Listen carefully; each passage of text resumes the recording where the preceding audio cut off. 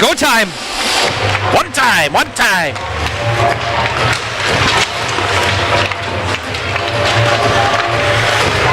Was who? Jim Oliver. Hey, that's a good one, though. I like that.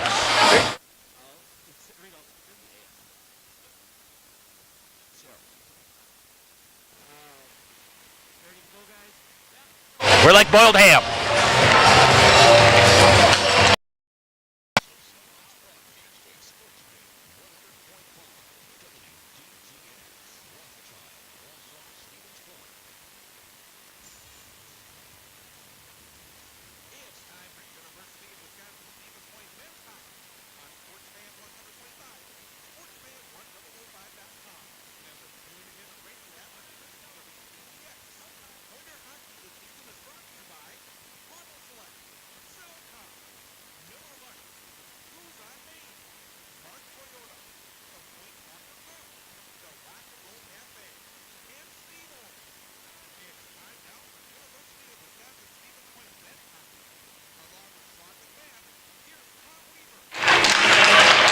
And good evening from Willett Arena in Stevens Point.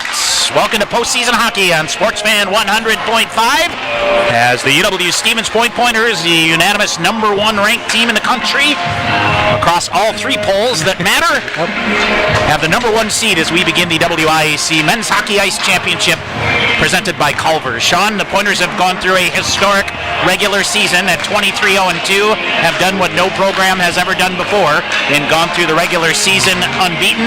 It's a great story so far, but that story starts the next chapter here tonight. Yeah, you definitely feel the page turning this week as the playoffs start for the Pointers, and man, you have to take a couple minutes to look back and think about what this program accomplished this season with a big cap off. We unfortunately didn't get to talk about it last week with that road win at Eau Claire, but what a way to tap off the regular season with that big 7-1 drubbing at Eau Claire against the #3 Blue Golds at the time. I tell you, I don't know if there's anything more rewarding than a win like that. Put the rubber stamp on what's been a fantastic regular season. A team in the Blue Golds that had everything to play for, and you made absolutely no doubt about it with a 7-1 drubbing of Eau Claire. But Sean, that's the end of the regular season.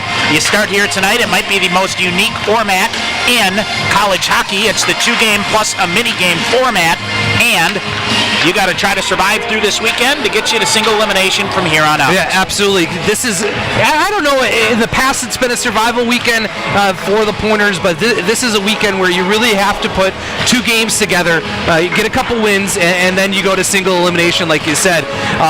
We saw in the NCHA quarterfinals last weekend, the top-ranked teams have a little bit of trouble on Friday night.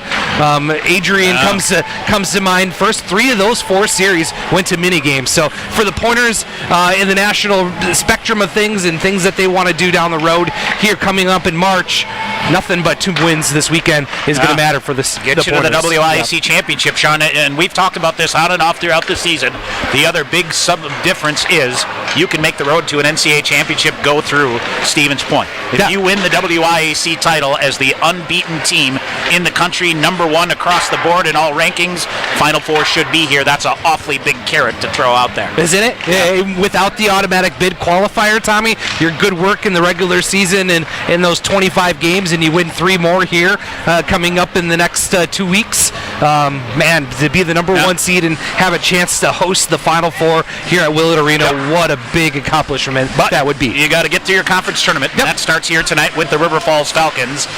The Falcons go at home, beat Stout 3-2 and 3-0. Got 6 different goal scorers on the weekend, but I think more importantly, Sean, got some goaltending. Zach Quinn stopped 54 of 56 shots against him, including the shutout on Saturday.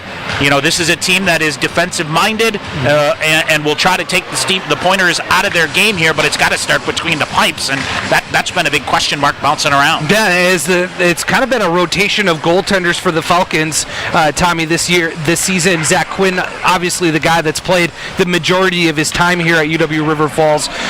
He was able to put a real good weekend together. The other eye-popping number that came out of last weekend is the Falcon power play got going a little bit.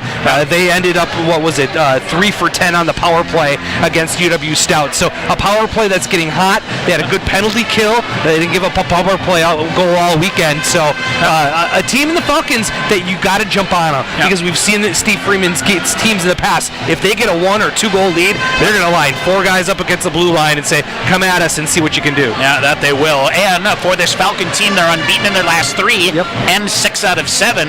So, they've been playing better of late. When we saw them back in December, Eddie Matsushima was the leading scorer in the country, had scored 11 goals in their first 8 games. He's only got 14 on the season. So things have plateaued out for him a little bit there. And it's going to be interesting to see. The 2 games against River Falls, Stevens Point clearly, put their system in place and really lock things down.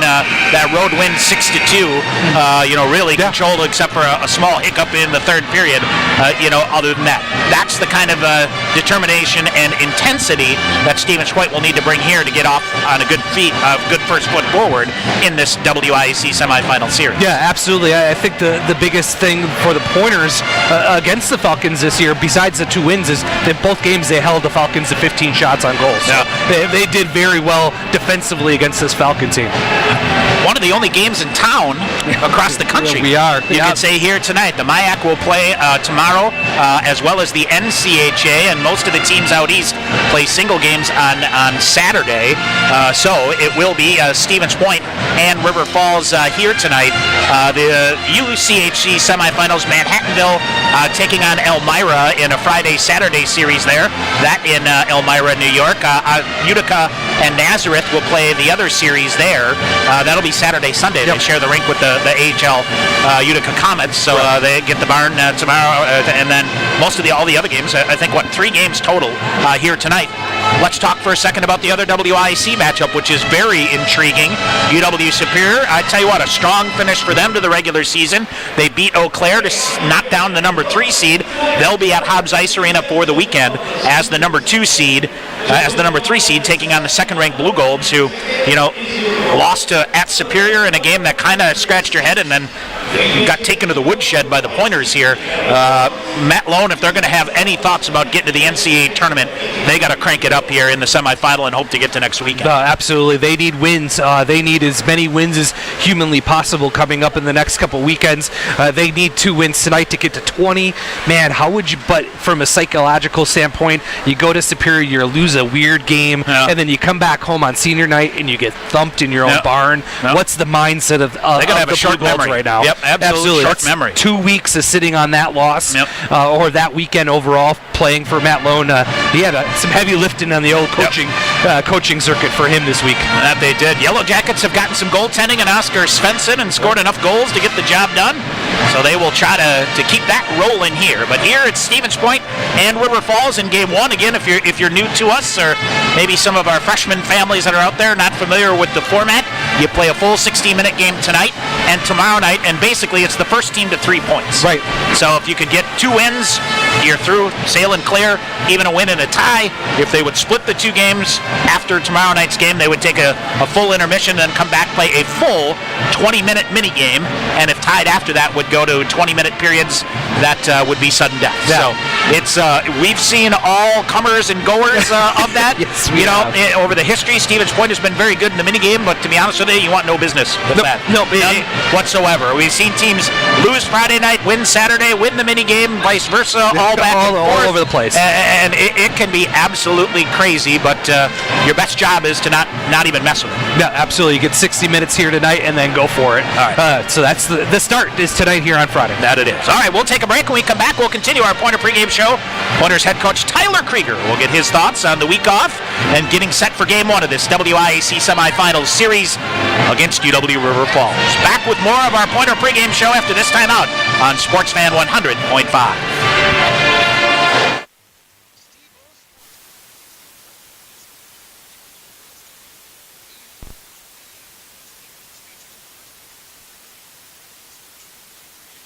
Carter real quick. Carter real quick. Carter real quick. All right, Coach Krieg's coming up in 3, 2, 1.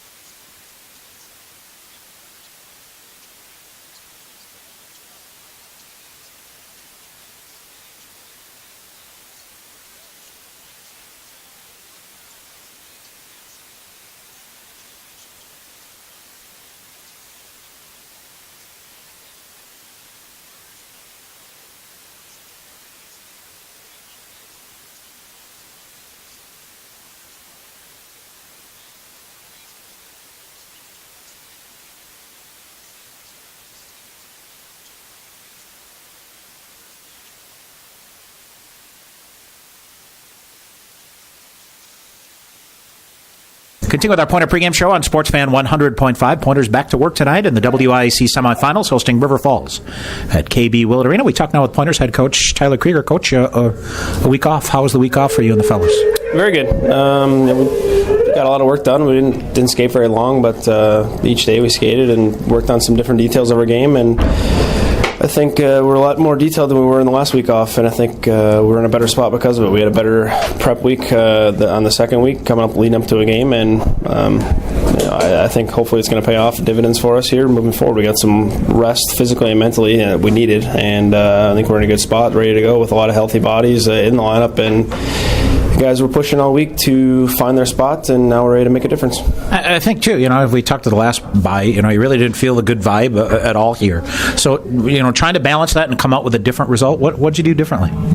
Like I said, we just were more structured and detailed. The first bye week, we kind of gave guys, wasn't a whole lot of structure in practice, more getting them out there and to get them moving, not thinking very much, and coming back, it was hard to get them thinking again. So, we were very focused and detailed in the stuff that we did, and guys were always thinking and paying attention on the ice and focusing on little details that kind of kept them in the right mindset or in the game mindset, as you could say, as we didn't do the first week. So it's just a matter of just how we approached it and how we, structured practice and then ran it just with the energy and focus level during it that was a little bit different. Obviously, a program like this that's pretty steeped in championship tradition, a lot accomplished. Your fellas during the regular season did something no one's ever done before. Were you able to get a minute and just kind of contemplate that? But obviously, a lot of work to do. Yeah, I mean it's one of those things where it's cool, something that we did, but nobody remembers the team that goes undefeated and then loses in the playoffs. So it's an accomplishment that we definitely took some time to reflect on, and but moving forward, we've been in playoff mode all year long, so it's just game number 26 for us right now, and we're focused on the bigger picture, but you still have to take time to appreciate and just kind of look back and reflect on what we did, and we learned a lot from those 25 games. There's good and bad. Those are things we need to take, look at, and use moving forward. We learned a lot of lessons, so it's just a matter of we have 6 more games to go. As you you go through the regular season, now you really start that march to the championship here tonight in the postseason. A couple things you think your fellas could do better here coming out. That attention to detail will make the difference in the playoffs. Yeah, I think just getting back to a full 60-minute game. Not taking a little bit to get going, or having the little lulls in the game here and there. Just getting all facets kind of fire on all cylinders. We need special teams to get back to. You need our penalty kill league back to where it was in the beginning. They were just a little more urgency, tempo, and pushing the pace a little bit. And then our power play has been getting better. In the last few games and in practice, it's looked a lot better. So I said that was the last facet to our game that needed to get clicking. But we need to have everything else firing too. We got to have our ozone play going. We need our D to play a tight defensive checking game, and our goaltending's got to continue to be elite. As you move on here, you've got some guys, I think Tanner Carty's got about 5 or 6 multi-point games in a row. McElhaney, you've got some guys here that have put together a pretty good 4, 5, or 6 game string, plus some depth here. So, from that standpoint, depth-wise, could carry you through the playoffs as well. Yeah, we got probably a handful of guys that are trending in the right direction. I guess you could say, they weren't battle here, but they were not the way they were playing. They're on another level the last 4 or 5 games, and that's what we talked about a few weeks ago. We need everybody in the organization, not just the players, everybody to just give 5-10% more, and it's going to take just upping that level of urgency moving forward here, whether it be practice games. Everyone's just got to raise their game 5-10% individually, and when we do that as a group, we're going to be pretty hard to stop. As you look at River Falls here tonight, this is a team that for lack of a better term, this is it. WIAC is what they have to shoot for here. I would anticipate they're going to come out firing here to try to send a statement early here. Yeah, absolutely. They've played a good last couple games against Stout, and they're a team that can bite you. As we've seen in the past, they can get a hot goalie and create some offense very quickly, and they're going to expect them to come out full throttle, trying to stuff it down our throat. So it's just going to be it's one period at a time, one shift at a time, but it's also it's a series this weekend. It's a little bit different than normal. There's 6 periods of hockey, possibly more of that. We got to play our game, stay a little patient, and just try to wear them down over the course of the 6 periods. You can't lose a series like this on Friday night, but you can sure send a message and continue to build that momentum for the weekend here. Yeah, we need to take a step. We've played a pretty good game last game against Eau Claire, and now it's just only as good as your last game. We got to continue to up the ante a little bit as a group, and we expect perfection, knowing that it's not possible. But I want to continue to take a step individually and in all facets of our game to kind of play that full, complete game for a full 60 minutes. How hard was it to set your lineup here for tonight? Yeah, it's getting harder. It's getting harder the last 4 or 5 games. We have a lot of guys that can play, and that's what makes us good. It's we got a lot of guys that are going to be ready to go tomorrow if called upon, and we can throw a whole different lot of combinations out that we feel very comfortable with, and it's a very good problem to have. It makes it very hard on us as coaching staff, but that's what we want, and that's what makes us successful. All right, good luck here tonight. Thanks. Pointers head coach Tyler Krieger. Stay tuned. More coming up on Sportsfan 100.5.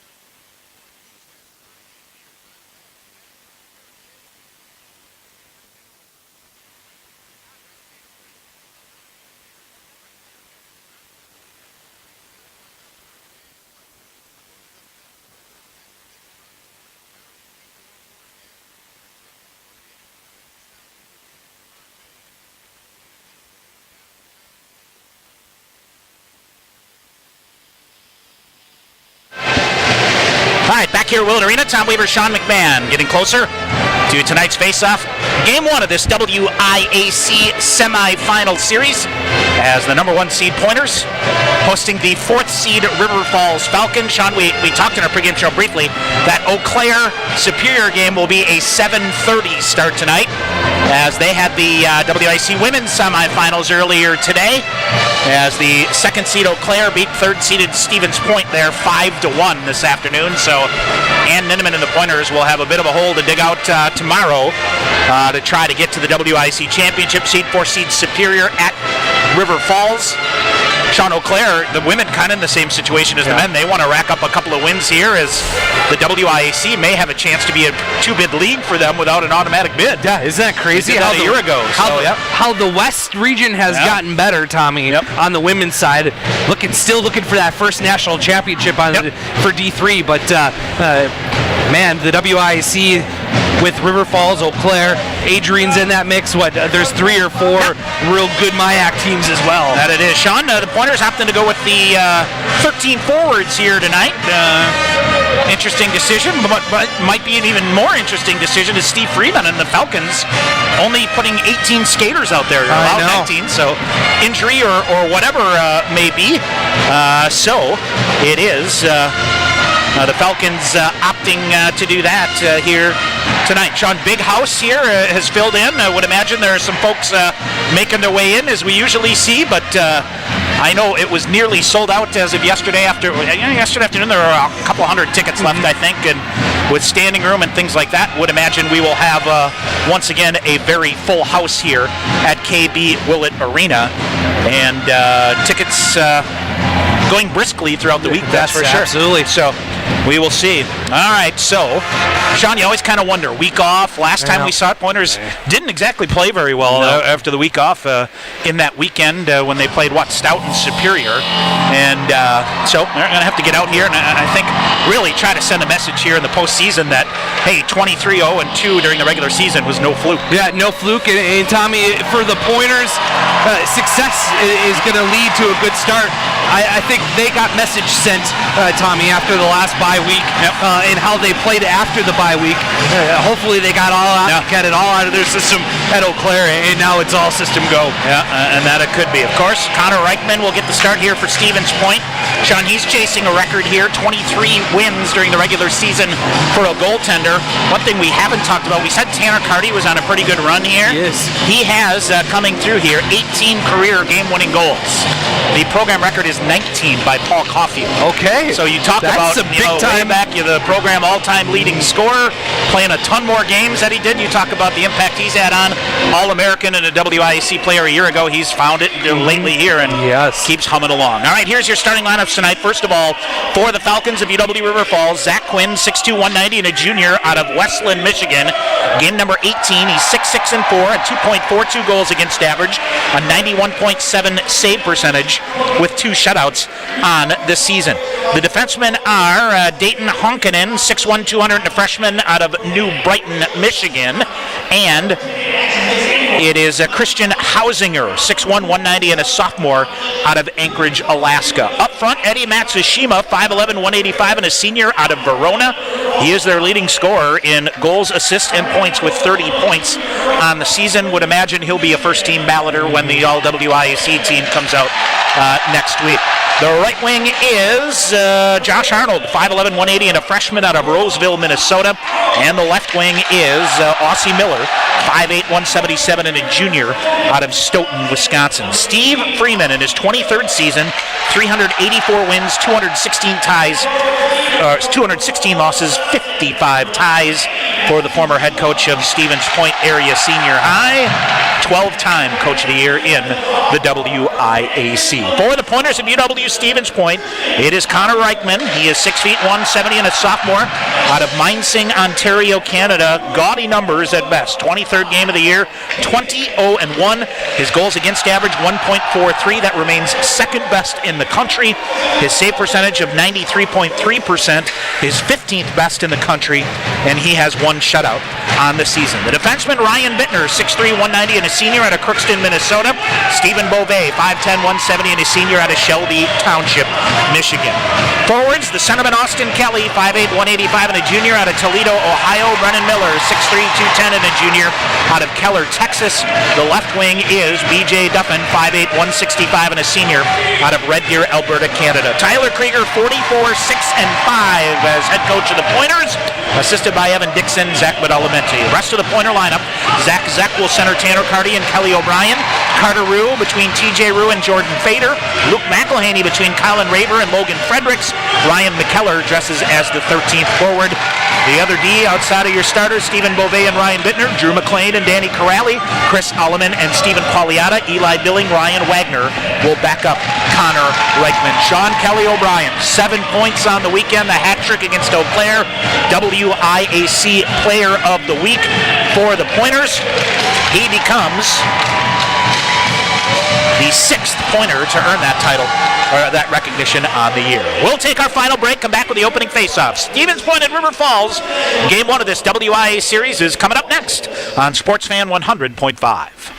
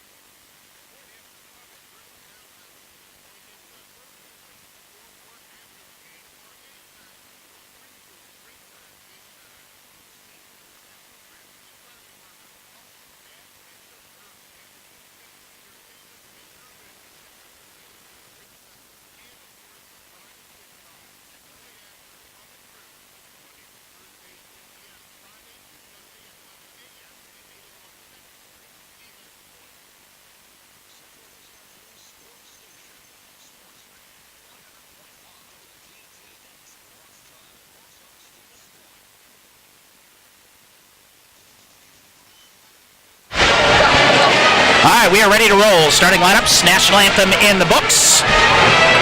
From KB Willard Arena in Stevens Point, hope to not have to leave here, Sean. You can keep winning.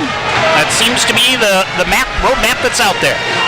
All-time series between these two teams is even, 60, 60, and 8. In the WIAC tournament, Stevens Point is 3-1 against the Falcons. Pointers have won 5 straight in that series, including the 2 games this year, back on November the 30th here in Stevens Point, 3-1, and January the 19th, a 6-2 win at River Falls. Travis Alberg and Jeremy Klobuchar, the referees. Tyler Gregory, Kendall Glazer will work the lines, and we are ready to go. Welcome to the postseason, my friend. Oh, man. There's a little extra jump in the building, too. Jump in the building. Folks coming in, and we are ready to go. All right, our opening face-off brought to you by Miller Lite. Our WIAC Men's Hockey Championship brought to you by Culver's. Welcome to Delicious. Off the draw, sent ahead by River Falls. Matsushima dumps it in. Stephen Beauvais will give chase for Stevens Point. Beauvais dumps it far side for Bittner. It's B.J. Duffin coming away with it. Duffin ahead, chips it up the far glass, gets it around. Brendan Miller, a nice job to chip it in onside. Miller will give chase. Honkanen back there in the far corner. Up around on the far side. Falcons overskate it. Matsushima comes away with it. He'll try to drag it to the middle. Tried to poke it ahead. Sent back to the near side. Pointers. Duffin flips it to the far wall. Pointers thinking, or I should say the Falcons thinking it was going to be icing here, but no icing call here. Tanner Carty out there with Kelly O'Brien and Zach Zeck. And here is Corrali ahead to O'Brien. He'll cut into the right wing. He'll come. Nifty move to get around a defender. Backhanded shot redirected in front. Quinn might have gotten a pad on that. And Zach tried to leave it out high to Drew McLean. Tanner Carty with it now. Kelly O'Brien dumped it down into the near corner. Carty with a backhanded shot in front. Ooh, it hit off of Quinn. He didn't know where it was in the shoulder. Dropped into the near corner. Falcons come away with it. Hausinger jams it ahead on the near side for Sauer. He'll go cross ice. Corrali back with it. Long outlet pass ahead for Carty. But I think Tanner Carty got a piece of it through the neutral zone. He paid the price, took a hit, but no icing call there. Oh, Logan Fredericks back in the lineup here tonight, Sean, for the Pointers. And near side, he's out there with Colin Raver and Luke McElhaney. Raver after it on the forecheck. He'll jam it through onto the near side. Sauer sends it deep. Behind the net it goes. Reichman will play it out to the near side to Qualiata, ahead to Fredericks. Freddie play against Eau Claire? Nope. This is his first game back. A wrist injury. Here's McElhaney now to Fredericks. Far side to Qualiata. Qualiata with it. Around a defender. Looks to center. Nothing there. He'll drag it to the far corner. Fredericks in there again. So Fredericks coming, and it's Qualiata with it. Coming to Colin Raver. Fires a shot to goal. Beautiful setup. Dug out of the far corner in the near face-off circle. Pointers out ahead. 1-0. 18:06 to go in the first. And as good as goaltending as River Falls got last week, Tommy, that's a goal that Zach Quinn needs to save. This will be Colin Raver's 11th of the year as he rips a shot from the far face-off dot. No chance on the stick side, in between the arm and his body, and it's 1-0. Stephen Sean, the Pointers score first. That's 23 of 26 games that the Pointers have scored first now on the season. Hausinger pulls it back. He'll leave it toward Carter Rue, inadvertently kind of. Now he'll get it back in the near corner. Near corner it goes. Rue comes banging after it again. Jordan Fader trying to chase it down. TJ Rue after it now. Falcons get it. They may have a chance at a 3-on-2. Chipped ahead. Cahill will send it in. Up around on the near side, and Pointers clear it right back out. Here's Jordan Fader on the near side. Fader dumps it around into the near corner. TJ Rue after it for Stevens Point. Far corner, Bittner pinching in to hold it. Gets it to the near corner to TJ Rue. Rue looks to center. Falcons clear it out. Beauvais back to the near sideline. Beauvais waiting for it. Up the wall on the near side. TJ Rue with it. He'll chip it off the near glass. Duffin will chip it around into the near corner. Looks to center it. Nothing there. And it's held into the half wall on the near side by Drew McLean for the moment. And let's see, banging in there, Austin Kelly. McLean with it. He'll fire a shot wide. Bounces around Zach Quinn to the far side. Half wall on the far side. They'll push it ahead. Brennan Miller with it. Miller, little two-man game there. Got it to Duffin. He'll send it out high to McLean. McLean draws a shooter. Penalty call coming up here against the Falcons as Austin Kelly taken down in front of the net. Sean, Pointers with a 1-0 lead. We'll head to the Goose on main power play. And a power play that was 1 for 3 last 2 weeks ago against UW Eau Claire. Coming into tonight, power play numbers for the Pointers: 20 power play goals on 97 chances, 20.6%. Tom, that's second in the WIAC, 26th overall in the country. The penalty kill numbers for the Falcons: 71 of 85 83.5%. So that's third in the WIAC and 35th overall in the country on the penalty kill for UW River Falls. Power play brought to you by Goose on Main, official home of the Pointer Hockey Radio Show. Our next show coming up Wednesday, March 13th. Goose on Main, 1140 Main Street in Stevens Point. It is Ryan Gutler that goes off for the interference call. 16:56 to go. Now a little conversation before they drop it. Now they will. Carty sends it out to the far side. Zach Zeck set at the far point. He will chop it. Goes up into the netting. Sean, you ran the power play numbers. Combined power play numbers. Stevens Point, 120 of 211. That's 56.9%. Fourth best in the country. River Falls, 93 of 177. 52.5. That's 29th in the country. River's a team that's been playing much better down the stretch. Yes, they have been. They've upped the ante. All right, here's Qualiato with it, coming back to the middle, feeds it far side to Zek. He'll reverse off, looks to go deep. Kelly O'Brien, the reigning, I don't believe they had a WIAC player of the week last week, right? And loose in the near corner, so he may be forever for the rest of the... Until next year. I was joking with the reigning WIAC player. The off conference, I believe, will come out next Thursday.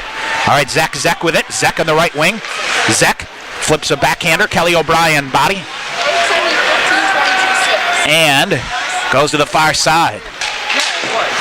Yeah. Now Falcons will get it and they will send it down the length of the ice. So, a minute 13 remaining here on the power play for the Pointers. Boy, Sean, if this power play gets going, look out. Now Tanner Carty tried to carry it in, couldn't get it. Carty feeds it back to Corrali. But it'll be interesting to see. We were talking with Coach Krieger before the game here, Sean, and the Badgers, watching their game against Penn State a little bit, tried to jam the puck through, carrying it through, and Penn State, much like River Falls, will line up across the blue line here, and you're going to have to dump it in, and first time, a couple of times here in the power play, no luck here, and we're down to 30 seconds remaining, and not much of a man advantage so far. All right. Here is Carter Rue, feeds it off the far wall to Corrali. He'll get it, leaves it back to McElhaney. Out high to Drew McLean. McLean turning, firing a shot. Quinn with a save, and boy, good job to see that through traffic. No rebound. 25 seconds to go in the Goose on Main power play. All of a sudden, Tommy, a power play chance and an opportunity comes out.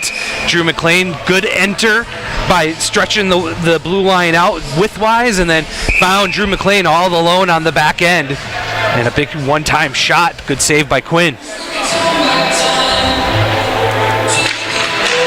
All right, face off. Back to Corrali, blue line on the far side, fires a shot through pad save, huge rebound, sprung aside, backhander by Rue, goes wide. I think Quinn might have got a piece of it. Out high to McLean again, 13 to go on the man advantage. Corrali to McElhaney, a shot, missed a wide open net. Yeah, as they try to jam it out in front, now it's Carter Rue.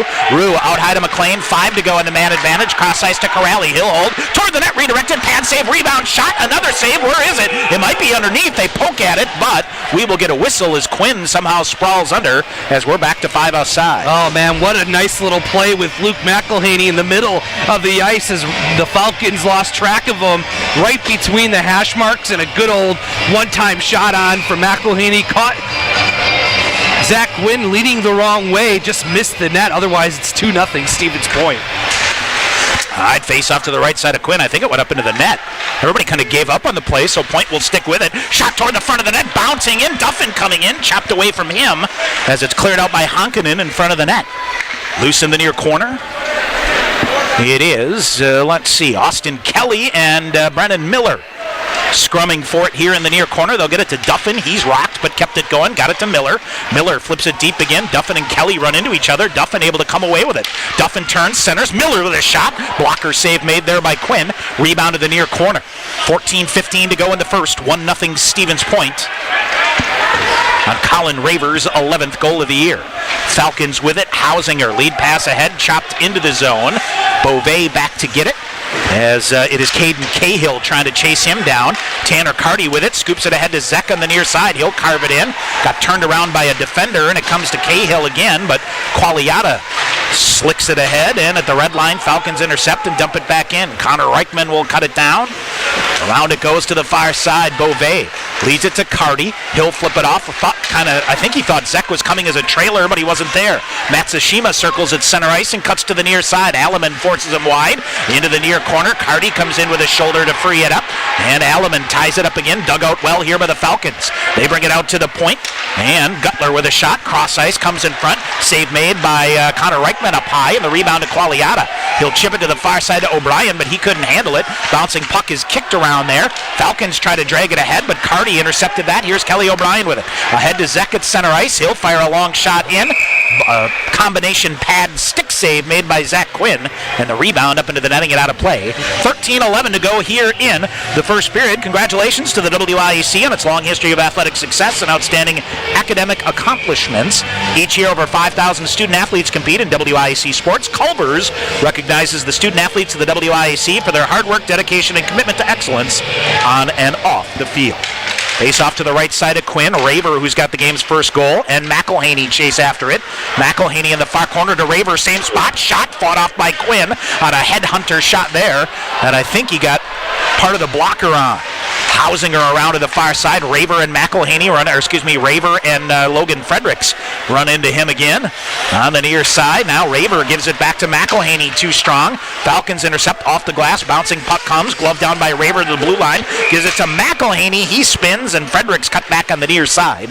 Whistle and an offsides with 12:41 to go in the first. Tommy, I looked at that line of McElhaney, Fredericks, and Colin Raver. I thought, that's an interesting duo, especially with Fredericks coming back into the lineup tonight. Tommy, that would create some more room for Luke McElhaney, the speed from Fredericks, and then obviously Colin Raver with the shot. The only player on the Pointers with double-digit goals.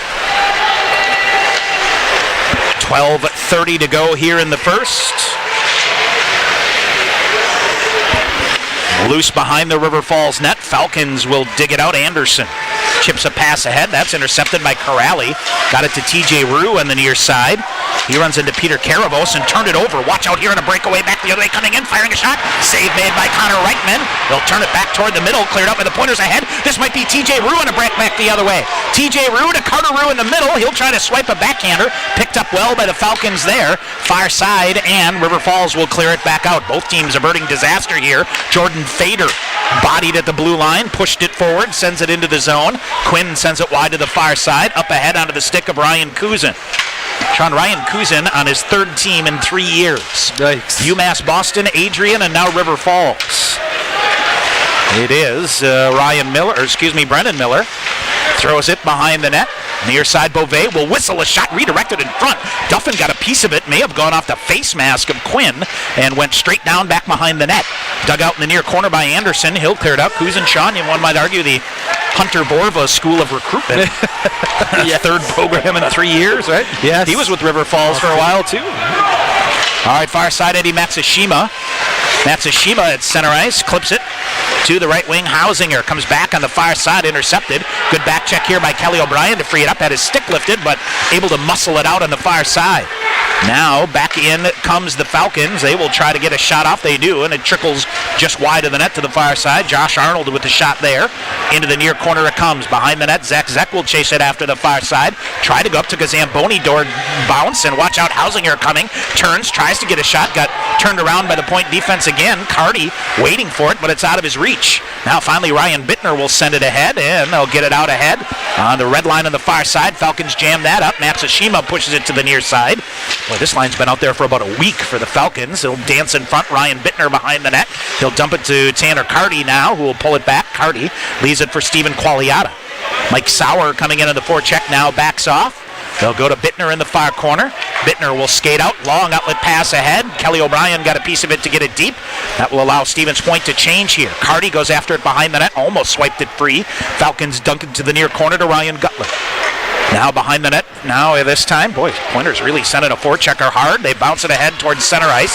Bounce through a couple of defenders. That's McLean and Corrali. Now intercepted on the far side. Fredericks with it. Leaves it back to McLean. Far side to Corrali in the far corner. Corrali, long outlet pass ahead. Just missed Logan Fredericks. He got a piece of it through the neutral zone anyway. And shoves it around to the far corner. Joe Draplett taken away by the Pointers. McLean turning, spinning, coming to Raver in front. Backhand and shot in the goal. Drew McLean with a beautiful job to hold the zone. Got it to Colin Raver, who was all alone between the circles. Went forehand, backhand. His second of the night as Stevens Point up 2-0. 12th of the year, Tommy, for Raver. Forehand, backhand. Great job of the Pointers not giving up on that play through the neutral zone. Able to get a piece of the puck to wave off icing, and then off to the races the Pointers went. Steve Freeman wants an explanation on an icing call, which he may have an argument on, to be completely honest with you, but what a worldly goal by Colin Raver. Forehand, backhand, beats Quinn 5-hole, and it's 2-0 Stevens Point. Oh boy. Wow, and Steve now they're Freeman having quite the argument down in front of us. Steve Freeman not happy on the icing call. All right. As the linesman called it good, and now Travis Allberg's going to have a discussion with the linesman. We haven't seen our good friend Travis Allberg all year, and growing a beard too. So 9:40 to go here, and Stevens Point with a 2-goal lead here at 2-0. And Sean, Colin Raver is a beast. Yep. He's a sophomore. Yeah. That's the other scary thing. Here he comes again, dances his way through, looking for a hat trick. Fires a shot off. Quinn makes a save and smothers it as on cue. The number 24 for the Pointers looking for a hat trick here with 9:33 to go in the first. Boy, Sean, Pointers have really brought it here the last couple of minutes. After struggling a little bit on the breakout, now Raver with a big hit far side. McElhaney with it. He'll flip it in front of the net, coming in front to Fredericks. Raver with a shot, save made by Quinn, and boy, oh boy, how good is this line so far, Tommy? Keep rolling. Yeah, absolutely. New set of players will come out here. It'll be the Carter Rue line with TJ Rue and Jordan Fader back in the lineup tonight. So let's run through the scoring real quick here. It was first at 154. It was Raver, his 11th of the year. Qualiata and Fredericks get the assists, and then Colin Raver, second of the night, 12th of the season, coming at 10:20. McLean and Danny Corrali get the assists to give the Pointers the 2-0 lead here at Willett Arena. All right, face off to the left side of Zach Quinn. Pointers fire a shot. That's smothered in front of the net by Joe Draplick. He'll stride out on the near side, chips it off. Carter Rue intercepts, and Carter Rue got dumped at center ice. Falcons bring it back. Long outlet pass ahead. Nothing there. Gutler sends it ahead onto the right wing for Arnold, and Pointers, oh boy. Stevens Point, they get a whistle and a penalty here as Carter Rue would have been off to the races here. And a holding call coming up here, so it is Josh Arnold of the Falcons. He'll head to the box. Stevens Point back to the Goose on Main power play. 9 minutes to go in the first. Holding called for Arnold, Tommy, and you're Steve Freeman and the Falcons. As much good work as you did last weekend against the Blue Devils of UW Stout in a 2-game sweep in the first round of the WIAC playoffs. Another goal here by the Pointers on the power play. You just wrote all that away, and you're back to square one.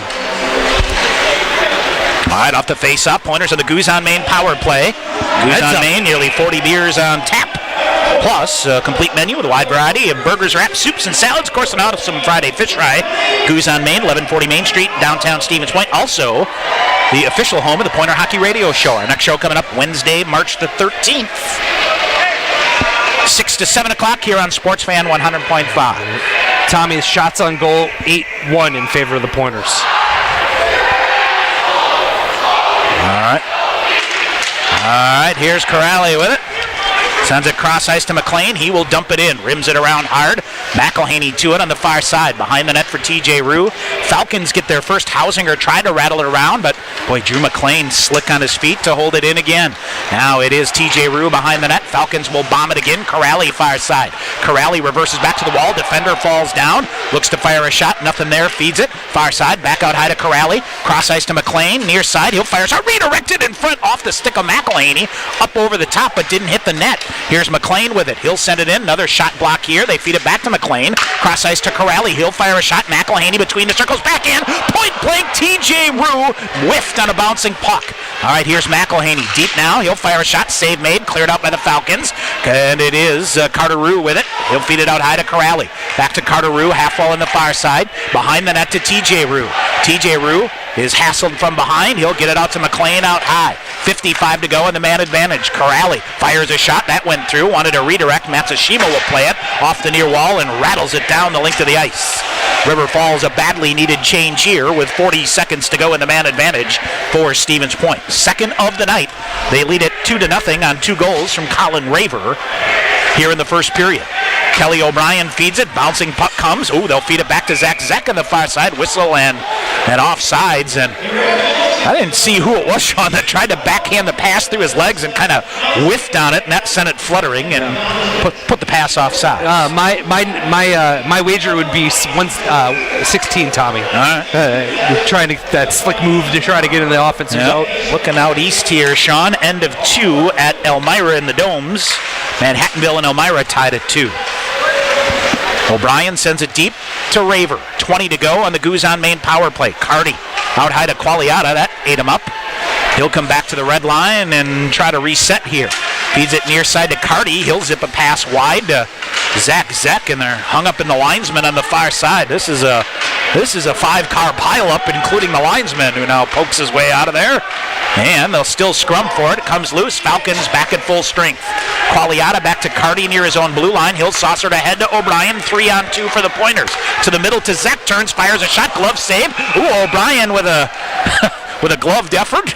Double glove effort there. Off the glove of Quinn. Came to Kelly O'Brien, who batted it back toward the net. Nothing there, and we'll get a whistle. 6:49 to go in the first. Face-off will come outside the end out in the neutral zone for the Pointers. Both power plays haven't been real great, Tommy. Two, maybe 3 shots is the thing the Pointers continue to work on. It's been, if there's a chink in this armor of this hockey team, it's the power play. At times gets a little stagnant and lots of standing around.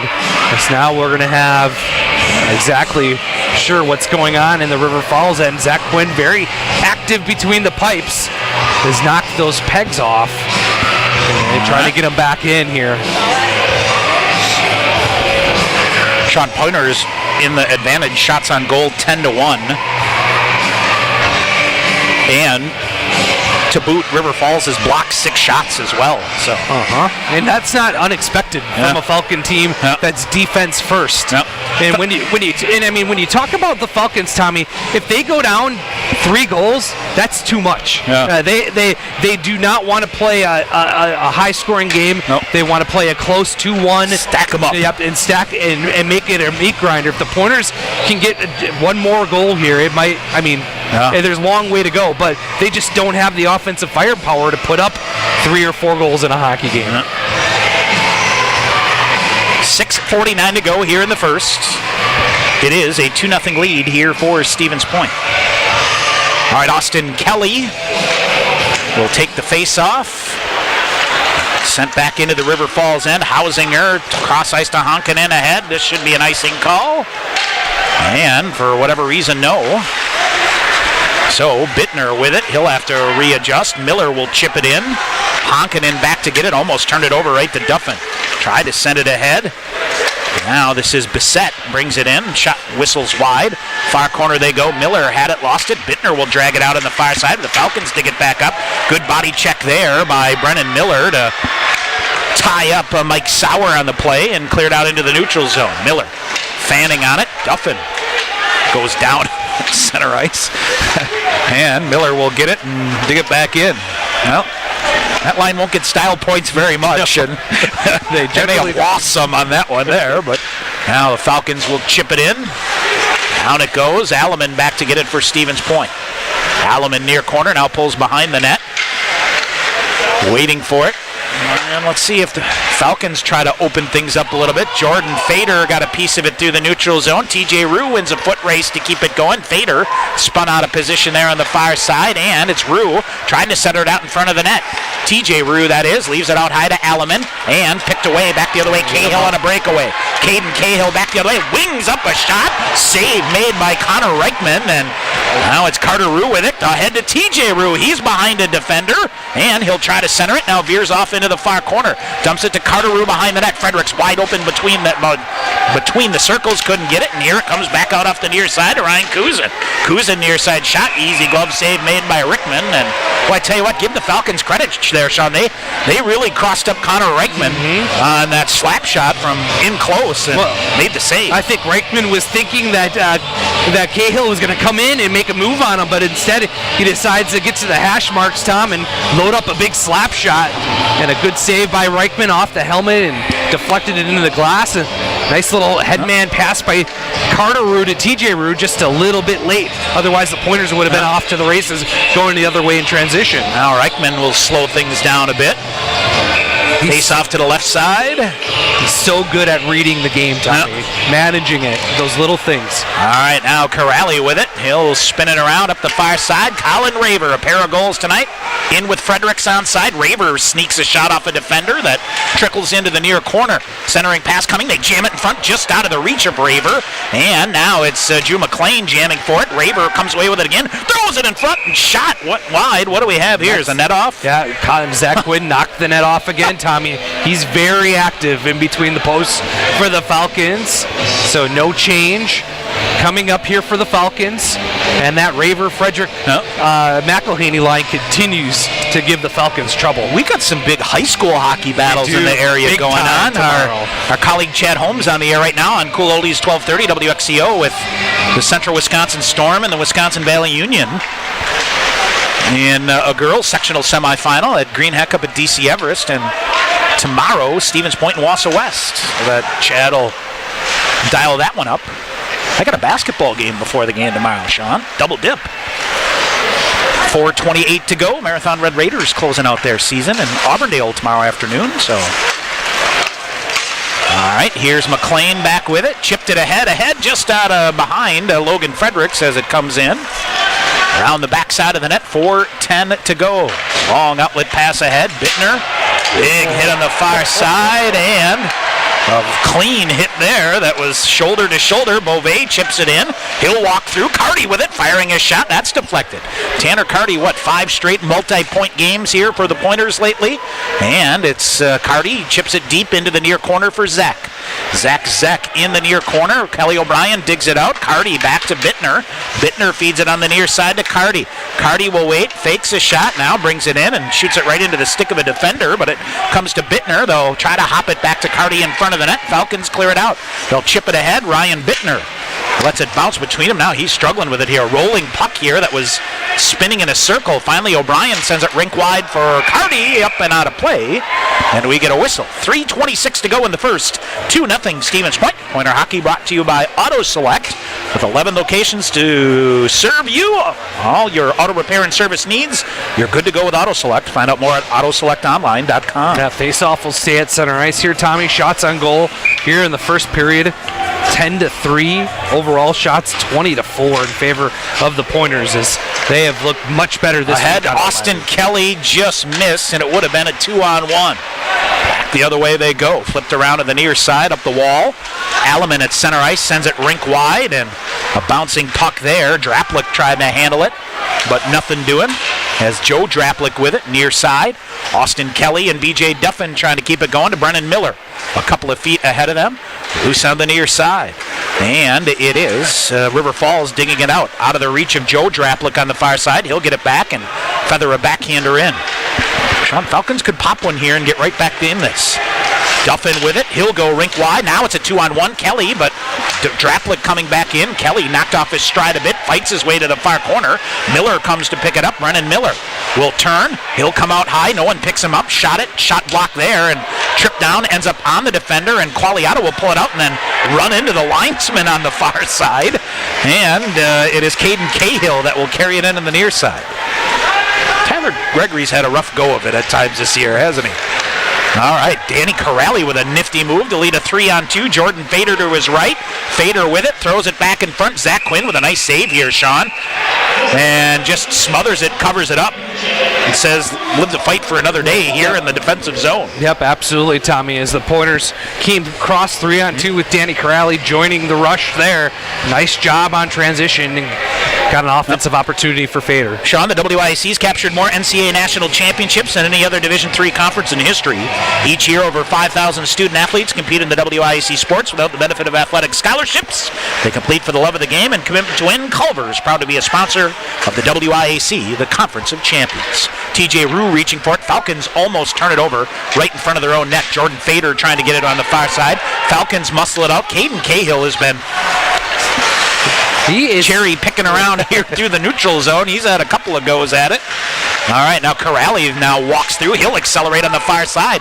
Hops through a defender, goes to the far corner. Hausinger and Corrali collide, and Danny Corrali got a piece of him. He was off balance, and it's one of those. Corrali looked around, but nothing there. Now a turnover right in front of the net. Backhanded shot. Oh, rebound wide. Quinn with one save and another. I think Zach tried to go back, forehand, backhand, and it hit the far post as he had Quinn leaning the other way. Open. And then I must think, Sean, you got to try to spin to get your forehand there. That too. With all that space. There was nobody around him and Zach Quinn. Minute 29 to go. We'll have to give him some grief about that. Right? Absolutely. He gives it out, but takes it pretty well. So, face off to the right side. I have to ask him, he was lining up a new stick before the game here. Okay. Coach was taking him to task for that. Beauvais with it now. Kelly O'Brien on the near side. Nice job to get through. Falcons cleared out right back to O'Brien, trying to get free for a shot. Bounces through. Quinn with a save. Zek hammering at it. Now it's O'Brien to the side of the net. Nothing there. Zek with it. Throws it in front. Carty with a backhanded shot. Rolls in. Quinn with a couple of saves.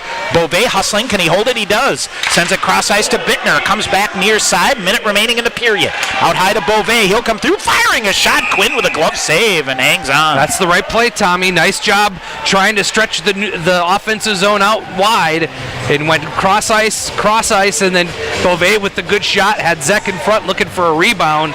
Zach Quinn very active again, makes the good save, shuts everything down, and we'll get a face-off. With 55.4 seconds remaining here in the second period, Steve Freeman is furious below us, Tommy. He is fighting hard for his team right now.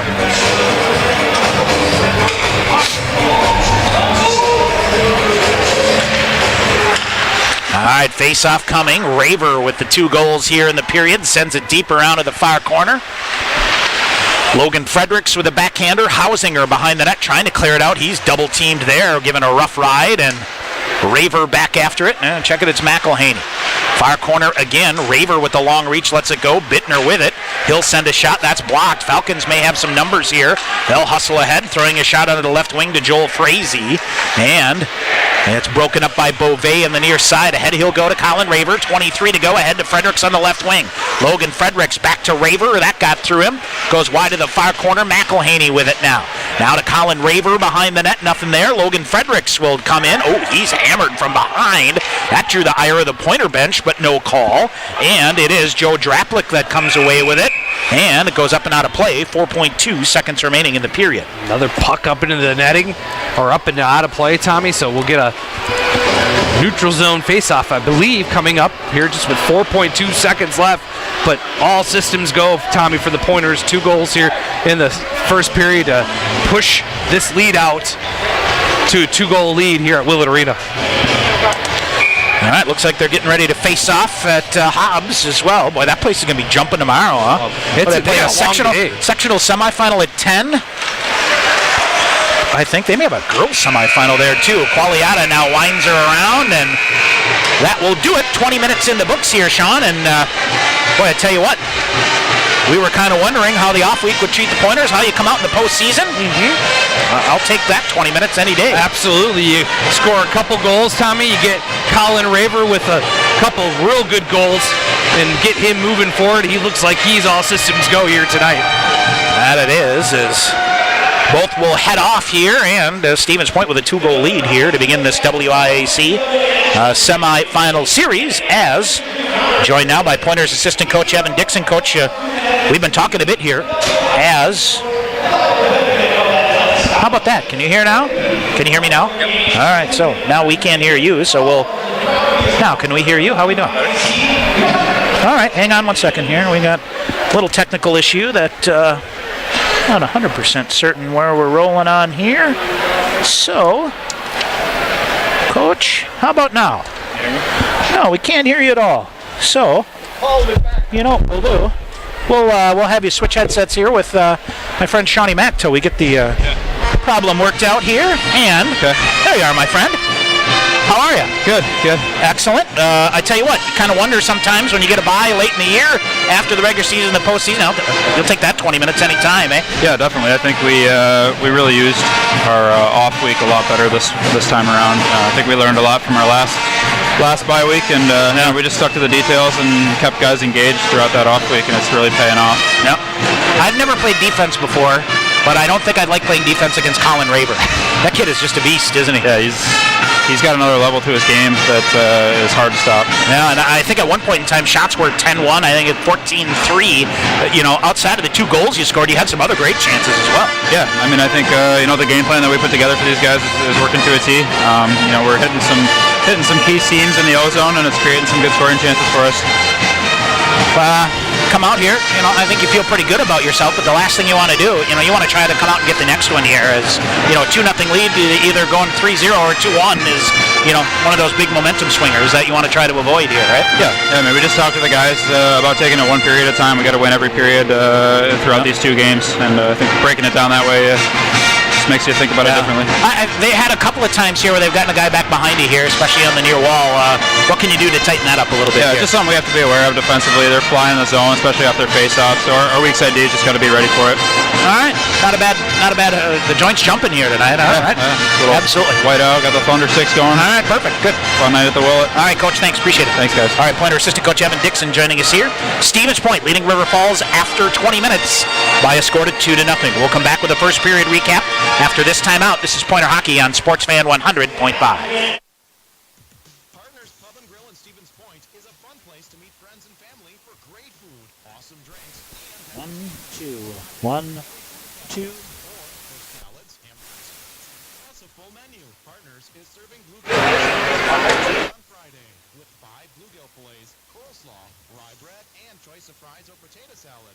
At Partners Pub, you'll enjoy daily drink specials along with 12 high-def TVs to watch March Madness, NHL, and NBA playoffs. Partners wishes the Pointers hockey team good luck in the 2019 NCAA Division III Championship Tournament. Partners Pub wants you to know that volleyball packets are now available for pickup. Partners Pub and Grill, open 365 days a year, including holidays, from 10 to close Monday through Sunday. Partners Pub and Grill, your birthday and Brewer baseball headquarters, just 2 blocks away from KB Willet Arena on Stanley Street in Stevens Point. Check them out on Facebook or at partners-pub.com.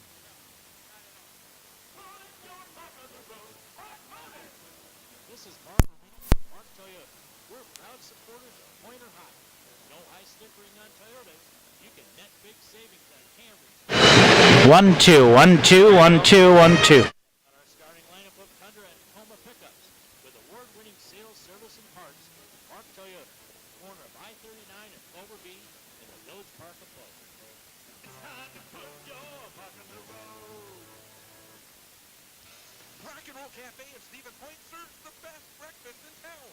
Starting at 6 a.m., choose from a phenomenal breakfast menu, including pancakes, eggs, omelets, skillets, Mexican breakfast, and more. For lunch and dinner, you'll dig into delicious burgers, wraps, soup, and sandwiches. Vegetarian dishes are available. And at Rock and Roll Cafe, everything is homemade. Treat yourself to a great meal at Rock and Roll Cafe for dine-in and carry-out at 2801 Stanley Street in Stevens Point.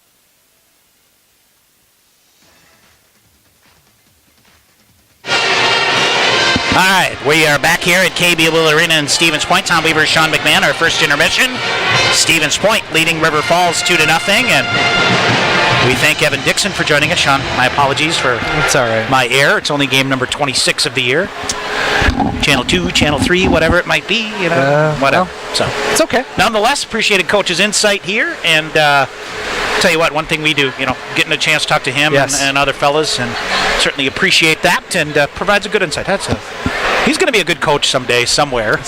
Yeah. So who knows? But getting his feet wet here, certainly doing a nice job with the Pointers here tonight. All right, Stevens Point out shooting River Falls in that first period by a count of 14-3. did a very, very nice job. Got on the board, even strength at 154. Colin Raver is 11th of the year from Stephen Qualiata, and Logan Fredericks getting some points on the board early. In his return to the lineup, made it 1-0 Stevens Point, and roughly 9 minutes later, Raver is 2nd of the year, 2nd of the night, 12th of the year. The two D-men get the assist. Danny Corrali, Drew McLean, that goal at 10:20. 3 saves for Connor Reichman in that first period. Had a couple breaks. He did. He had a couple of them there. Couple defensive naps by the Pointers that allowed some odd man rushes by the Falcons. They were a little bit more wide open, Tommy, too. Caden Cahill, Arnold, Miller, those guys are really kind of sneaking around the offensive blue line for the Falcons, and we're able to get a couple odd man rush opportunities. But as good as Connor Reichman has been this season, he was up to the task all 3 times. Very, very much so. Stevens Point, 2 cracks at the Guzan main power play, and meh. Try again. You know, I think I got to try dumping the puck into deep here. No, absolutely.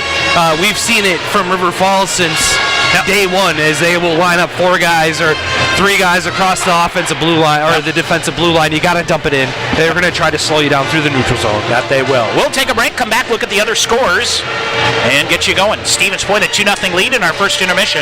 Back after this timeout on Sportsman 100.5.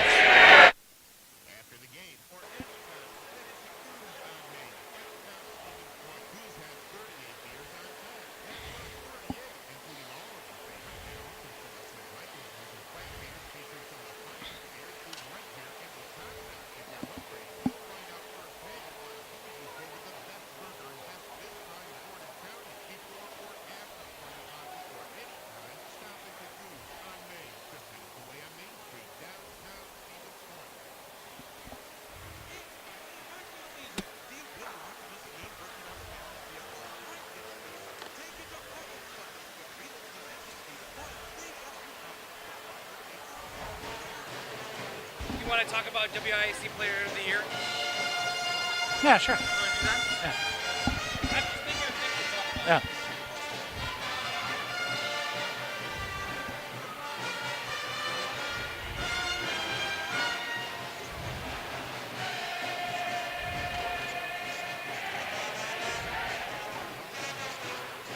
Did I hear? Games, the stats and standings as we follow the Pointers in all the prep action from Spash and Pacelli, Amherst, Rosholt, Allman, Bancroft, and more. Winter sports are heating up and heading towards the postseason, and there's only one place that reports on the big games. Read all about it in your hometown Portage County Gazette, in print every Friday and online every day at stevenspoint.news. Steve-O's Sports Bar is the perfect place and point for you and your friends to hang and catch the game. Steve-O's features bar specials every night, incredible specialty drink creations that you won't find anywhere else, and don't forget those yummy punch bowls. It's always a good time at Steve-O's Sports Bar, 1327 2nd Street, downtown Stevens Point. Be sure to like them on Facebook, where you can check out all of the parties coming to Steve-O's Sports Bar.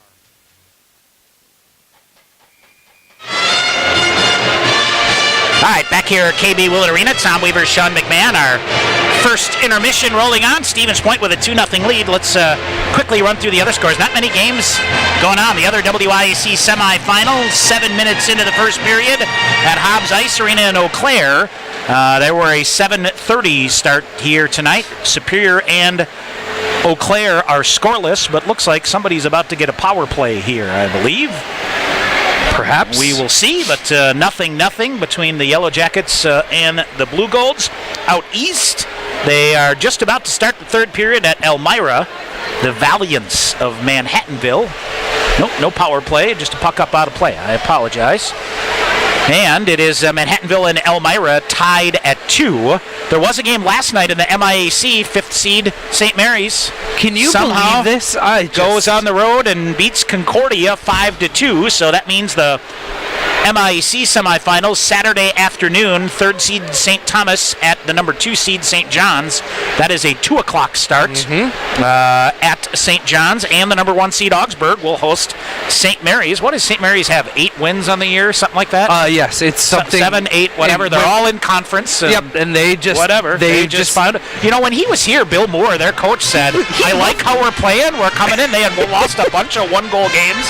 They hadn't won yet, but he said, we're going to get some goaltending and get her going." And obviously, got to be a disappointing end of the season for Concordia. I was going to say we were there in January. They were rolling. They were the hottest team in the country. Yep.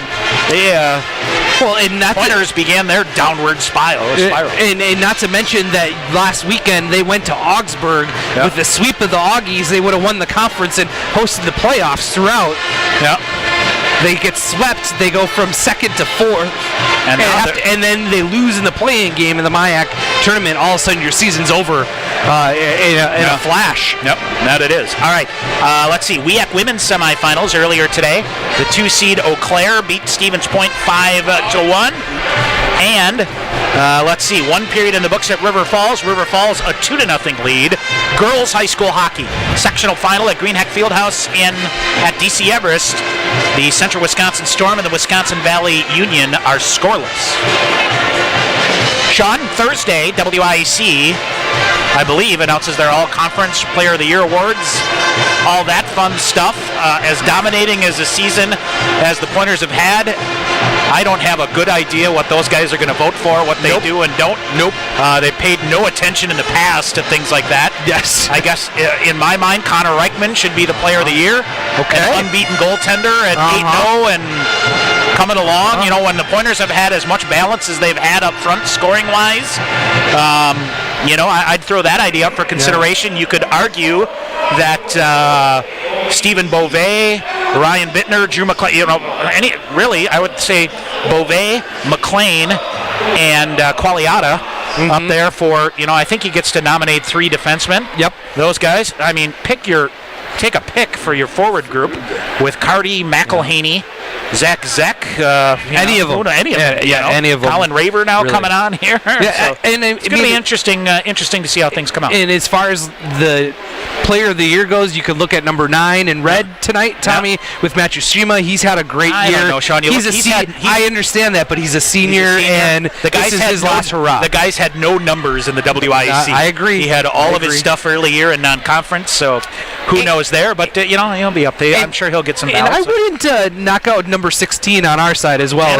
With a great second half push here. Yeah. He's put himself back into the discussion. I thought he was second in the conference in scoring coming into this weekend. So if he has a good weekend, but I agree. Connor Reichman, I just don't know. And my last comment will be, if Tyler Krieger isn't the coach of the year, I don't know, but do we need to go to Madison? I somehow see a mathematical way that Rich McKenna could be rewarded for his team pick to finish last and finishing 3rd, and given ballot history in that voting, that wouldn't surprise me. No. Right? No. Who knows?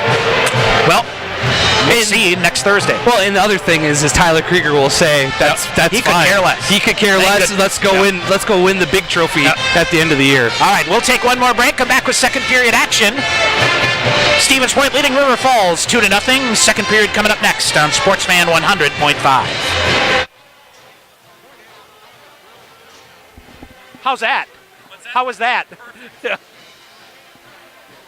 So help me God, if cousin Richie wins it, I've asked him if we can have Gary Karner on if he's here. I'm going to say, when are you finally going to fix your all-conference voting? Because it's a travesty of justice.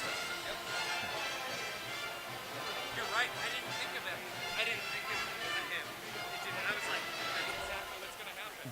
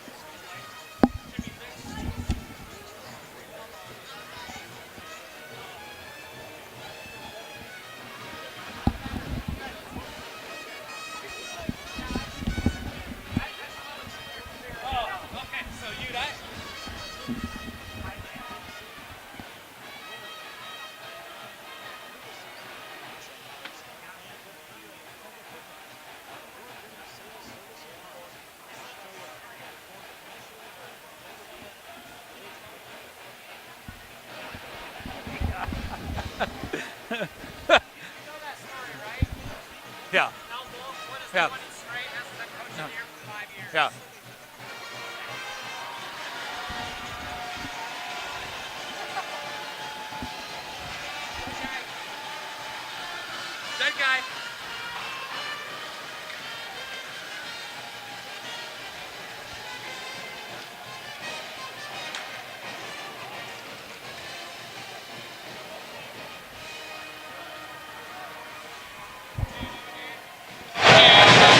All right, back here at Willett Arena, set for period number 2. WIAC Men's Ice Hockey Championship brought to you by Culver's. Welcome to Delicious. Tom Weaver, Sean McMahon from our Mark Toyota broadcast booth. Put your mark on the road at Mark Toyota, I-39 at County B in the Village Park of Culver. And what do we got here? Never a good sign, Sean, when before they drop the puck, they go ask for the shovel. Huh. So, I'm going to ask Tyler Gregory if he'll come up and do my driveway, depending on what we're supposed to get tomorrow, right? I was going to say, have you made some arrangements for a front end loader to come in and take some of that out? It's going to be sooner or later. Oh, man. I will tell you what. All right. I think everything's all right. He's well crafted with that shovel. He could do some damage in my driveway. Right? Yes. All right. Our opening faceoff is brought to you by Miller Lite. We are ready to roll. Stephen Beauvais feeds it back. Ryan Bittner with it, spins it ahead. Austin Kelly will chip it into the zone of the far corner. Falcons back after it. Crashing in is Duffin and Brennan Miller, but couldn't come away with it. Wisconsin Valley Union, Sean, has scored to go up over the Storm 1-0. So keeping an eye on those as well. Great time of year, isn't it? Yes, I love this time. Now here's Matsushima sending it deep, bounces wide. Connor Reichman coming around. Beauvais. Duffin with a beautiful job to chip it out. Miller will try to win a foot race and body battle to the far side. Lost the battle, but Matsushima did the work here for the Falcons and cleared it ahead. Now it's Beauvais. Nifty stick on the far side. Zek with it. He'll pull it back. Gives it to Drew McLean. He's got to flip to the far side. Bad turnover here. Watch out. They'll try to center it. And now they do into the far corner. Nothing there. Shot fired. Reichman with a save. And to the far corner it goes. Mike Sauer with it. A couple of bad turnovers by the Pointers here, Sean, that Falcons haven't capitalized on yet. Now it is Frazee around with it. Kelly O'Brien will take it away. He'll fight his way to the red line on the near side. He's going to bring it all the way in. Nobody picked him up. Now he'll reverse back off. Flips it back through to the middle. Too hot to handle. Zek, I think, took a whack at it, Sean, but swung and missed. Far side, Falcons will dump it in. Charlie Singerhouse around Tanner Carty. Around to the near side for Zek. Zek runs into the referee, and Dogs are having a tough time with the stripes at times here tonight. Carty with it up the middle. Kelly O'Brien with it ahead. No, it's Danny Corrali. 3-on-2 coming back to the middle. O'Brien firing a shot, misses. Rebound got hung up behind the net. Zek will feed the rebound to Carty in the far corner. Now it'll come out high. Miller fakes a shot off the near wall. Danny Corrali, I think, was wise to the forward flying out here, so he wasn't in a position to get it cleanly. And the Falcons back behind their own net. Blake Anderson with it. Taken away, coming. Carter Rue with a shot. That's blocked. Bounces out. Alleman around him. Qualiata back to get it.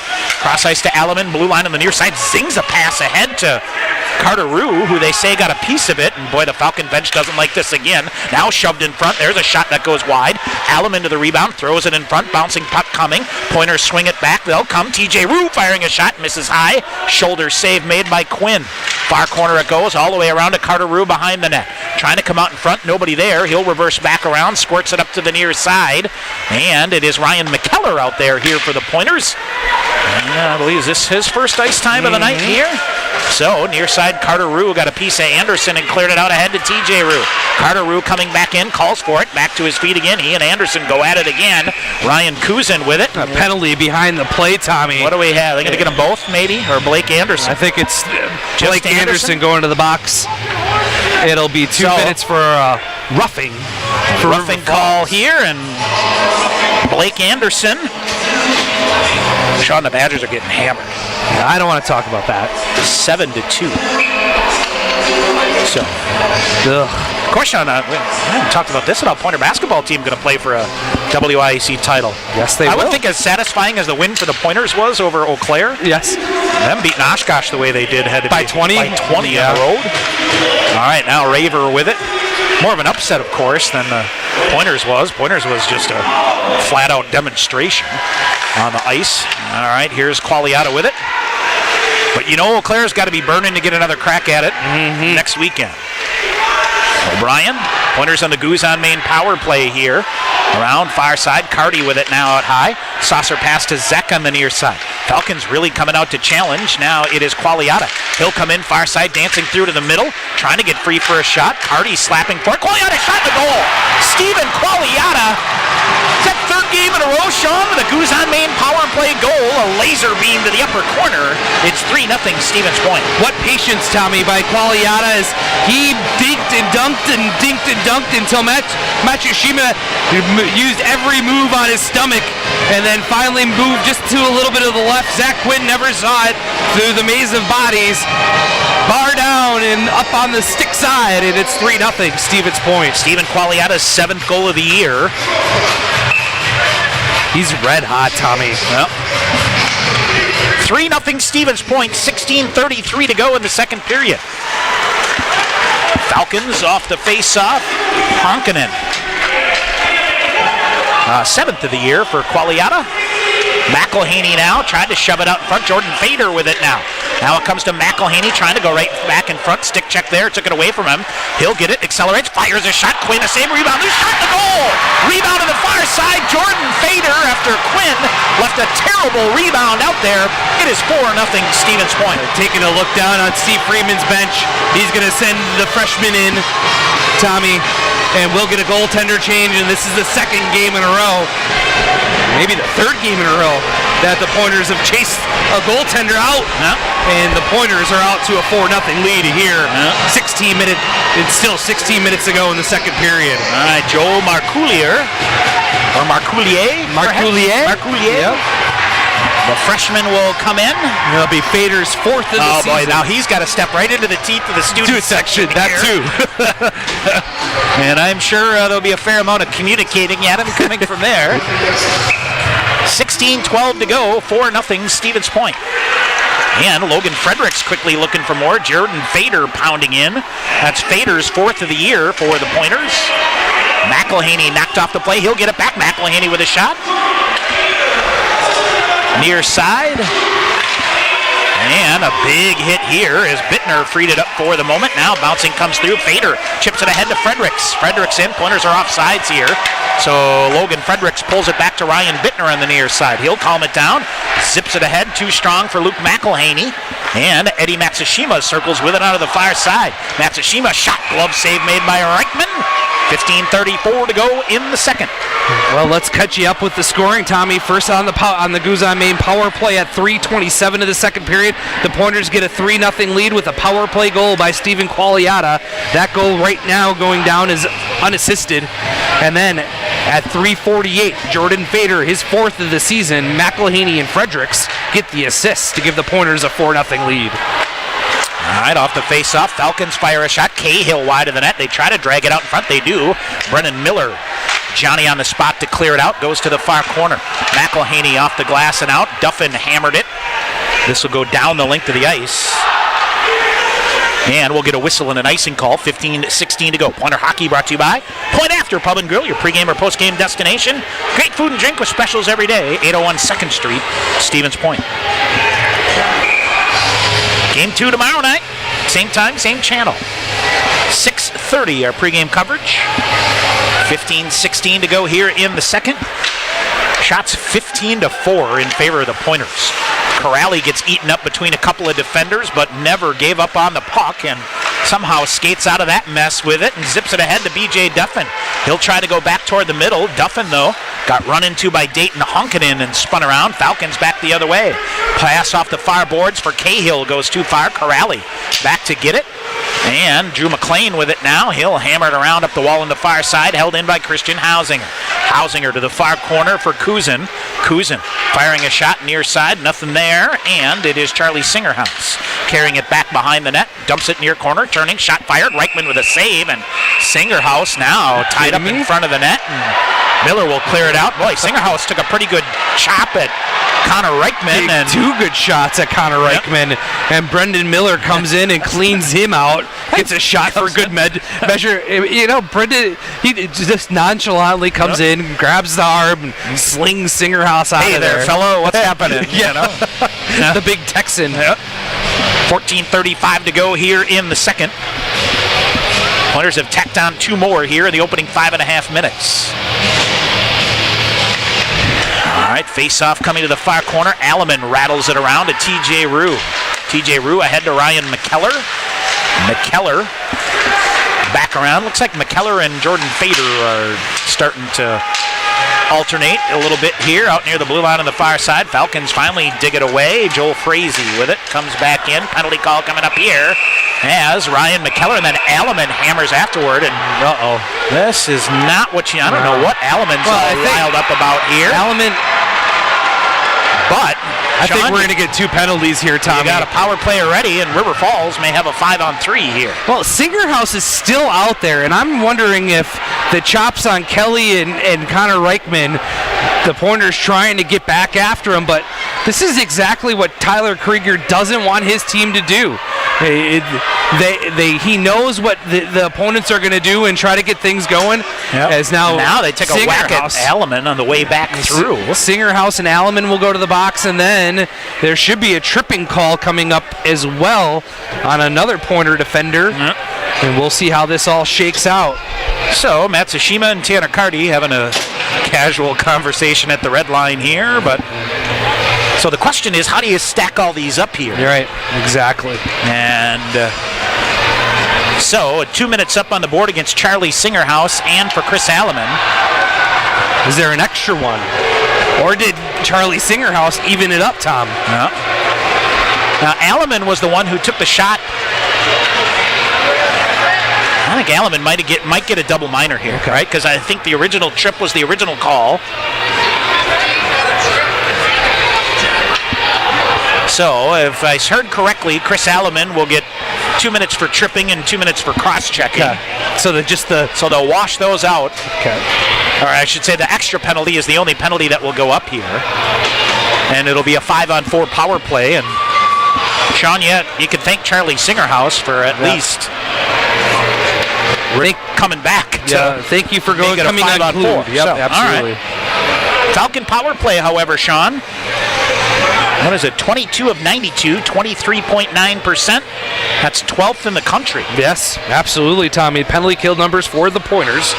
100 of 114, 87.7%. Tommy, they're now first in the WIAC. They're 13th overall in the country at that 87.7 conversion. Yeah. So a penalty kill that's been good all season will continue to need to be good.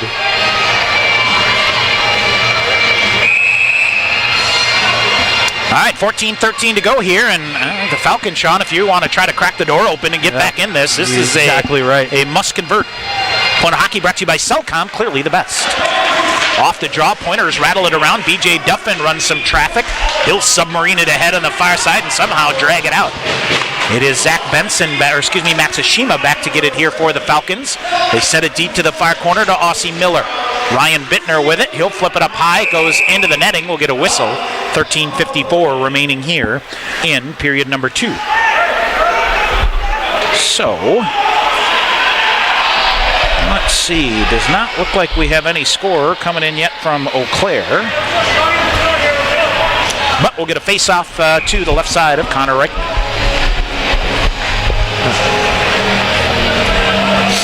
Face-off will be deep in the Pointer end here with just a minute 40 left on the power play for the Falcons. They're first of the night. Rattles it around near side. Pointers try to push it up the near wall, and they will. It is Carter Rue with it ahead. Here, Stephen Beauvais will try to get to it. He gloves it down. Matsushima beats it to him. Carter Rue sends it back the other way. Minute 25 to go here. And Rue with a big hit on the near side, and Stevens Point sends it deep. Now Matsushima feathers it ahead for Aussie Miller. All right, far side Beauvais poking for it. He'll get it to Ryan Bittner. He will hustle. He will wait. He will turn and lift it down the length of the ice. Midway through this power play, the first of the night for the Falcons. Well, they're having some sort of long discussion here in Eau Claire. Far side, Matsushima. Penalty call coming up here against the Pointers. Reichman a save. Rebound loose. He'll cover. And a holding call coming up here as Matsushima came around. Falcons will get a 5-on-3. Yep, extended power play time here, Tommy. 45 seconds of a 5-on-3. Holding is the call to Kelly O'Brien, Tommy. So watch out here. This is a big opportunity for the Falcons to tally on the power play and get themselves back in this hockey game. Sean, it looks like sizable discussions with the notebooks out. Oh boy. In River Falls. Or excuse me, in Eau Claire.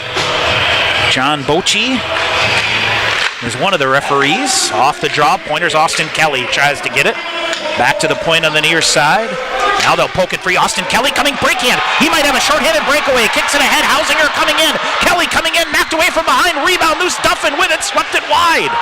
I don't know if they ever got a shot off. Sean has, what a back check there by Christian Hausinger. Now Duffin swatting at it. Far side they go. Falcons send it deep into the near corner. 20 seconds remaining in the two-man advantage. Now a turnover right in front of the net. Comes to Austin Kelly. Boy, Duffin swatting at it, and it rolled off his stick, went straight up in the air, and almost came back out in front of the net. Careful here, Tommy. Cahill again, but they don't see him. Now they weave it through the neutral zone. Joe Draplick carries it in near side. Pointers get Alleman back here. McElhaney will come off. Backhanded shot. Reichman with a pad save. Rattled around the boards and comes right to Luke McElhaney on the far side. Walks it through one defender and then Draplick with it. He'll send it ahead. On the left wing, Ryan Kuzin coming in. Kuzin looks to set things up. Nothing there. He'll dump it back to Joe Draplick, who comes in. Far side, Miller gets a piece of it. Kuzin to it now on the far side. Kuzin to the far corner. Dumps it to Karavos. Karavos with it, coming around up high, got it to Caden Cahill. Back at the point, now along the blue line, Joel Frazee with it, and it'll come right to Drew McLean, who just hammers it down the length of the ice. 35 to go here, and what is now a 5-on-4 advantage for the Falcons. All right, River Falls, far side, Austin Miller. Well, I guess he prefers to go by Aussie, I believe. Okay. On the right wing in, wrapped around, Bittner. Spun around Weir. Now Matsushima with a shot. Reichman shut that one down. Rebound to the far corner. They bring it out to the point. Matsushima calling for it at the point. Fakes a shot. Sends it deep. Redirected wide. Save made. Rebound loose. Backhanded shot. Push wide. Aussie Miller missed a wide open net to the near post. Pointers will get it and dump it the length of the ice. That should do it, Tommy. Pointers scrambling but find a way to kill. And the Pointers back at full strength. That gets a rise out of the crowd here as Matsushima through the neutral zone. Walks his way through. He'll dump it deep to the far corner. Now they'll come around and it is Colin Raber to the middle to TJ Rue, knocked off the play. Marcoullier comes in right back in front, has to turn away. Raber with a shot. Rebound loose. TJ Rue with another Penalty shot. coming up. Penalty call coming up here against the Falcons. Raver with it. They'll flip it near side. Reichman off for an extra attacker. Cardi off. He'll come off the bench. Shot fired wide. Rebound TJ Rue. Behind the net will go. Interference call coming in front of the net, Sean. I think the Falcons took a penalty to avoid going down 5 rip. Yep, absolutely, Tommy. Had to do it as it was just a mad scramble in front of the River Falls net. Interference will go to, still waiting to see who's going to the box. I believe it's going to be Christian. Is it Christian Hum? Throwing the stick on the goaltender. Okay. Joel Marcoullier with it.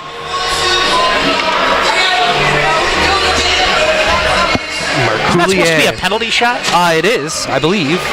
I don't know. Huh. All right. Unless he threw it interference. Who knows? Guzan main power play for the Pointers here as they will control it. Zach battling hard is Ryan Gutler here on the near side. Qualiata floats it. Cardi fires a shot right into one of the Falcons. He'll gather it back. Out high to Qualiata. Qualiata waiting for it and coming on the near side. Boy, somebody without a stick here. That's one of the Falcon defenders. Cardi whistles it right back to Qualiata. He'll wait. Feeds it near side to Zach. Zach coming. Qualiata with a shot that just missed high. Marcoullier with it. Far side. And Qualiata. He's with it again. Qualiata far side to Tanner Cardi. Cardi waits for it. Defender all over him. Shoved it right to him. That is Peter Karavos, who will poke it away from him in a minute 15 to go here. And up the wall on the near side, Cardi with it. Cardi coming through on the near side. Cardi undressed, but Kelly O'Brien stuck with it. Pointers get it to the half wall on the near side. Matsushima has lost his stick here. Raver hustling to the far side. Raver will send it deep to O'Brien. O'Brien will let it go. Zek fakes it. Now he'll go to the far corner and get some speed off here. Zek zips it near side to Qualiata. Qualiata will gather it back in and wait. Matsushima still without a stick. Cardi with a one-timer. Great save. And a save made. Deep in his net, Marcoulier, Tommy, able to swallow it up in the midsection, give up no rebound, and we'll get a face-off deep in the zone with 47 seconds left. Tommy, I think at the Eau Claire game, it's end of one, it's tied at 0, but I think there was a sizable fight or something extracurriculars, because I thought I saw 2 Eau Claire Blue Golds be addressed to the bench. Now the other thing, it could we'll be have to see. It was like with a minute 18 remaining in the period, so they may have sent them to the locker room. Yep, exactly. But we'll see what we can find out from there.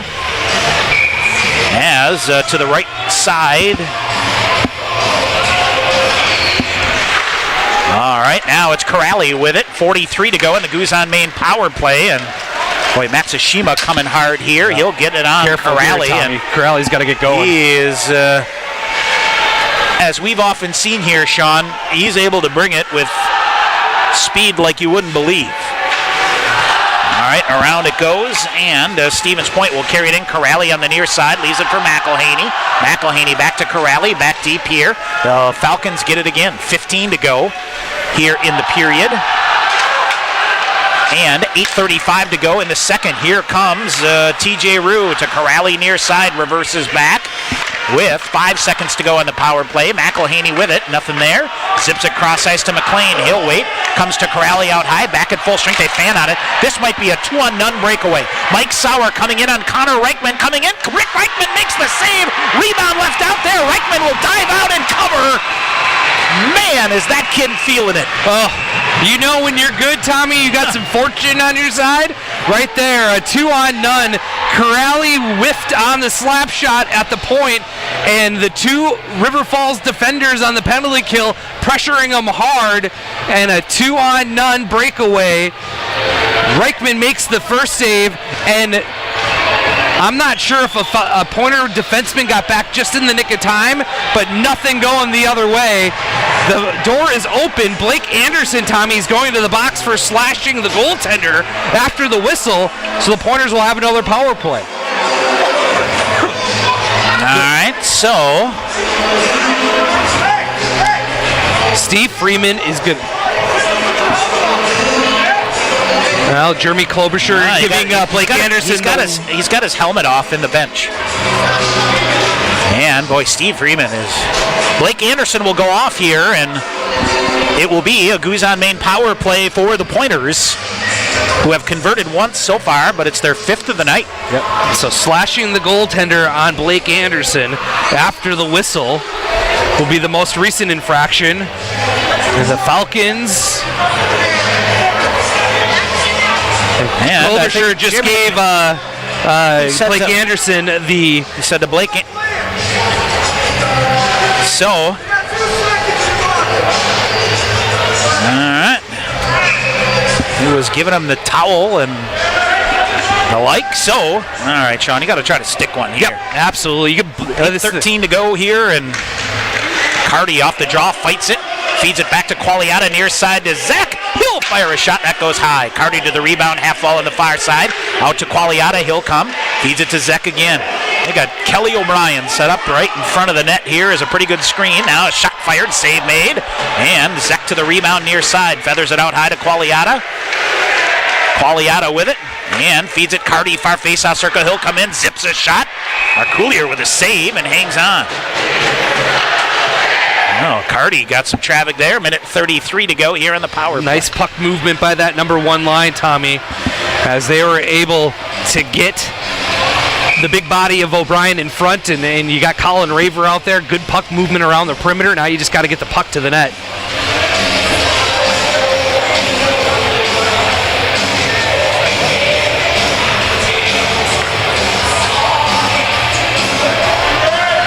All right, 2 periods in the books at Greenheck Fieldhouse. Sean, Central Wisconsin Storm has rallied back. They lead the Wisconsin Valley Union 2-1, of course.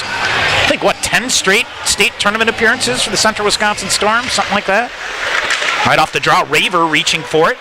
And it's O'Brien, sends it back up high to Qualiata. Near side to Zek. Back to Qualiata to Carty on the far side. Had the trigger ready, but couldn't handle it. Now he'll float it deep. Goes to O'Brien, far side. Qualiata with it. Qualiata waiting, still waiting. Now he'll look to send it deep behind the net to O'Brien. He'll get to the far corner, shoves it out high to Carty, lost the handle on it. Here comes Josh Arnold back the other way. Arnold coming in, Zek coming back, headhunter over the top of the net. Too many men on the ice. It should be against the Falcons. Zek going to bring it. He'll come right straight up near side, dumps it to Carty. Carty gets free, back to Zek and foot, backhanded shot, save made. Rebound, chopped at, comes into the near corner. 50 seconds to go on the power play. Kelly O'Brien with it. Now to Qualiata. He'll force it up the wall on the near side, looks to center. Nothing there. Instead, send it right to the stick of one of the Falcons. That is Joe Draplick, who sends it deep. All right. Sean, they had a bunch of penalties up on that Eau Claire at the Superior box mark, yeah. But now they've all come back off. Leads me to believe they're sorting something out. Who knows? All right, here is Drew McLean for Stevens Point. 16 to go in the Guzan Main power play. Carter Rue. Like to see him get going, huh? To McElhaney behind the net. McElhaney coming in. He'll come right in front. Feeds it back door. Had TJ Rue there, but he overskated the puck. Long shot fired, redirected wide. Rue giving a rough ride in front of the net. That's Carter Rue. Now TJ Rue sends it deep again to McElhaney. Falcons back at full strength. They have McLean coming in. Couldn't feed it to him. Near corner, Carter Rue. 6 minutes to go in the second. 4-0 Stevens Point. They lead River Falls in game 1 of this WIAC semifinal series. Now, big hit up on Rue, and we're going to get a whistle, and that is Ryan Gutler. He will go off. Tommy, Gutler can laugh and shake his head and look at the officials. That was an elbow right to the chin. Right to the chops. That's just an undisciplined penalty by the Falcons. So, another power play chance is what they're going to call it.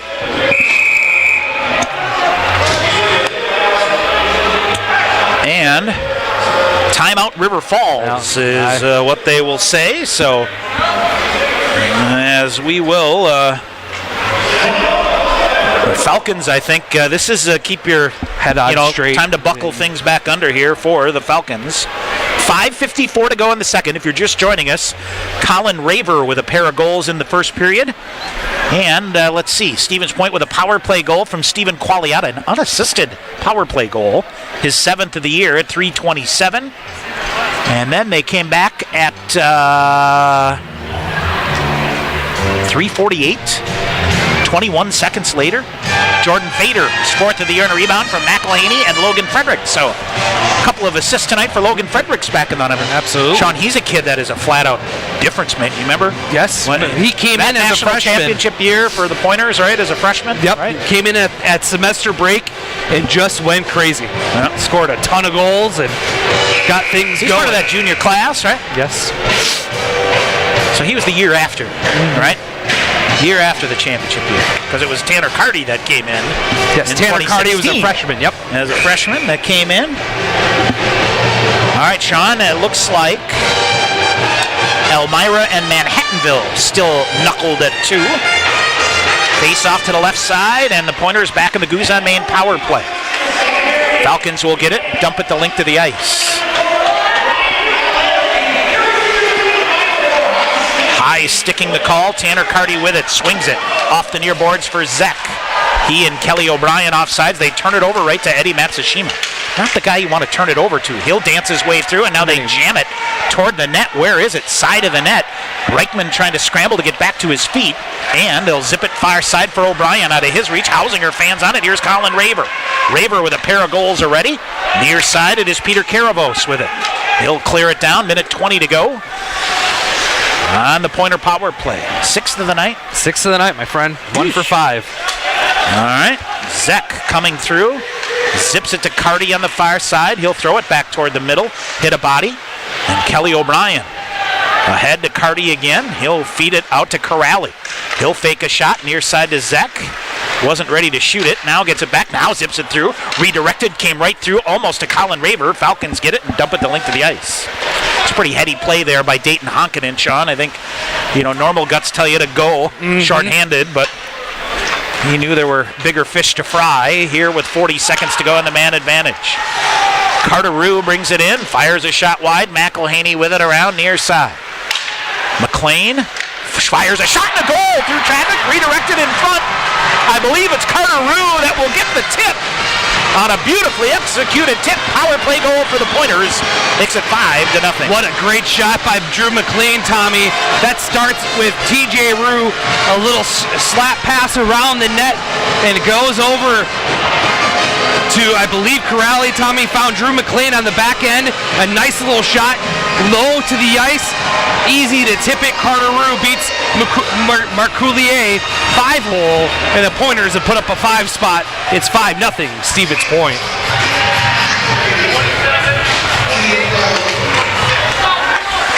.27 from 28 and 26, if my ears were correct there, Sean. Yes, that's what Austin Kelly chips it deep.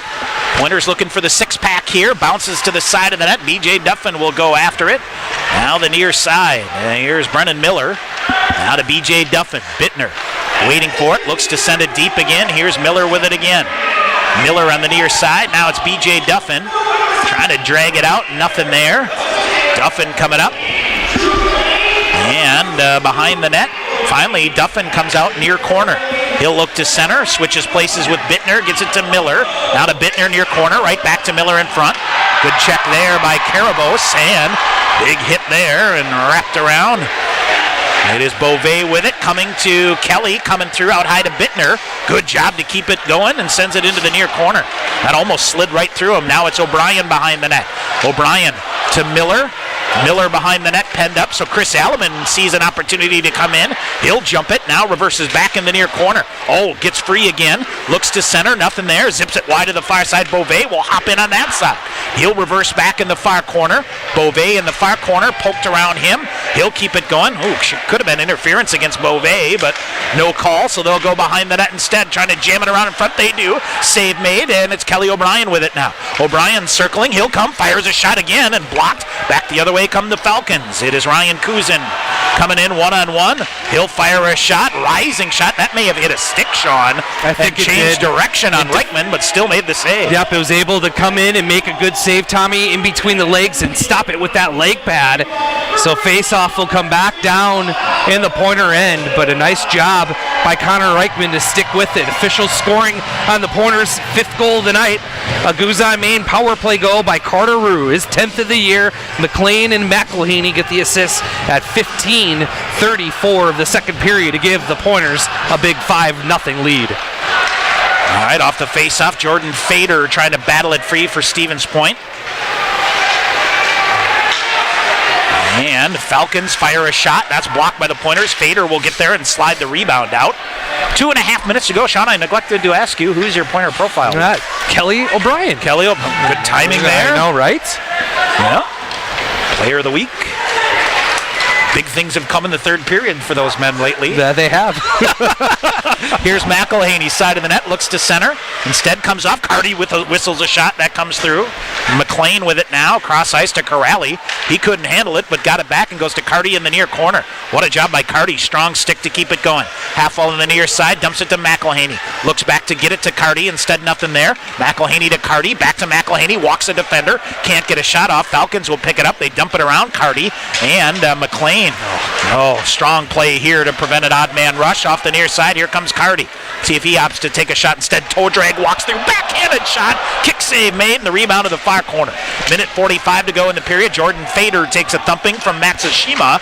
Pointers poke it right back to him, and Fader gets it deep to McElhaney with Raver. McElhaney coming instead of Corrali. Fires a shot. Another shot blocked by the Falcons. Now it's Fader to the near side to Colin Raver. Minute and a half to go in the period. Out high to McLean on the far side. He'll walk through a defender. Carries it through. Comes in. Raver whistles a shot. Misses. McElhaney to the rebound on the near side. Out high. Dumps to Corrali. Corrali sends it toward the net to Raver. He'll go behind the net. Circles off to the near corner. Raver firing a rising shot that just missed. McLean can't hold it in, so he will bottle it up on the far side. Hammering in there is Josh Arnold, and Logan Fredericks in to get it with some space off the near board for Carter Rue. He'll try to dig it through. Matsushima comes away with it. Long shot in, wide of Reichman to the far side. A minute to go here in the period. Now it's Logan Fredericks again. I see Freddie getting some open ice here. All right, cleared out. Falcons There he dig it goes. through, but now here's Logan Fredericks. He'll charge ahead, feeds it to Raver on the near side. Colin Raver back to the middle, bouncing puck, cycling at it. Rebound loose. Oh, Colin Raver was trying to bring it to his forehand, and it was poked away at the last second. Honkanen ahead, cross the red line, dumps it in deep. Reichman will let it go by. Beauvais chips it. Here's Raver again. 30 seconds to go. He'll cut to center ice. Now to Bittner on the right side, joins the rush. Bittner looks to center. Shot, save made, rebound into the netting, and out of play. 24.8 seconds to go in the period. And we talk about the defensive posture of River Falls. They like to play the defensive style. Down 6, they have to get out of that, and it's all transition now for the Pointers. One and done for the Falcons, and then the other way the Pointers come with their speed. It's opened up the neutral zone, 3-on-2s, 2-on-1s, odd man rushes. It's going to be all playing into the Pointers' hands here in the later stages of the second period. All right, off the face-off near side. 20 seconds to go in the period. And near side, boy, another shot block here, and Frazee trying to get it back now ahead. It is TJ Rue that sends it in. Ryan McKellar and TJ Rue send it deep. 8 seconds to go in the period. Sean, your first period was pretty good. Second period might have been even better. Here's Beauvais, cross ice to Bittner. He'll fire a shot at the buzzer, and that will do it. Oh, watch out here, Tommy. McKellar and Singerhouse now getting knocked in.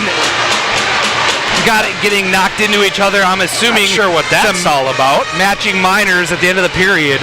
Singerhouse has had it burn under his saddle the whole night. All right, we will see. And let's see. We will, I think cooler heads will prevail here.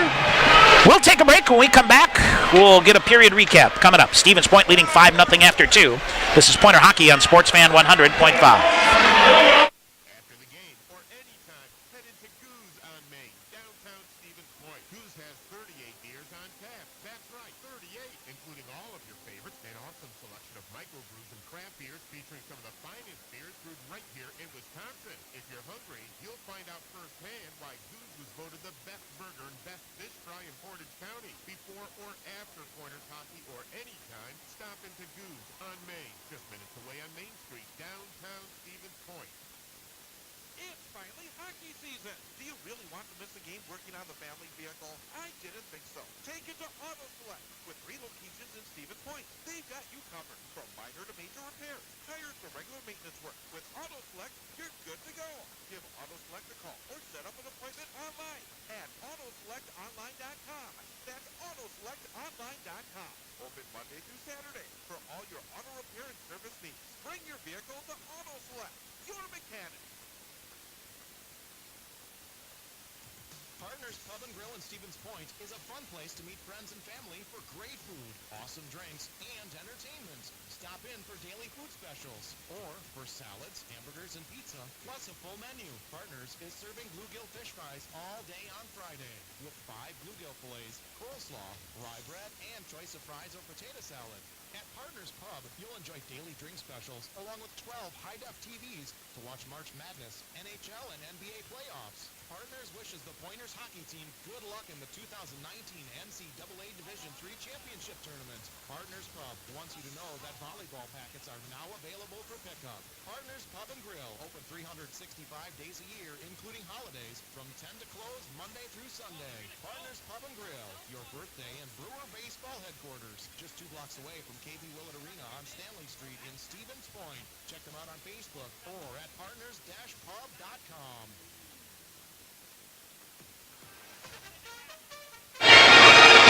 All right, back here at Willett Arena, Tom Weaver, Sean McMahon, as Stevens Point rolling here in the semifinals.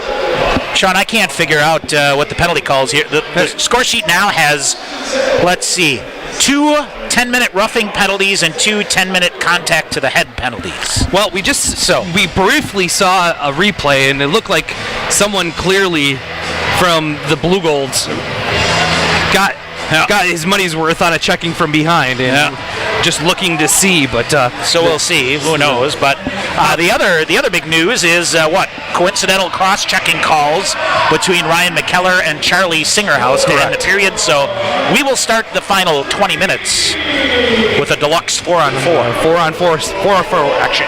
4-on-4 action as we go. And boy, Sean, I just thought Pointers got toward the gas pedal and really kept her going here as resetting the team statistics here. Stevens Point had a lengthy shot on goal. Now 26-12 are the shots on goal through 2 periods. So 12-9? 12-9 in the period. Little push for a while there from River Falls, but Connor Reichman made a couple of big saves to keep things rolling on. Colin Raver, a pair of goals in the first period, his 11th and 12th of the year. Then Stephen Qualiata on the Guzan main power play, 7th of the year unassisted at .327.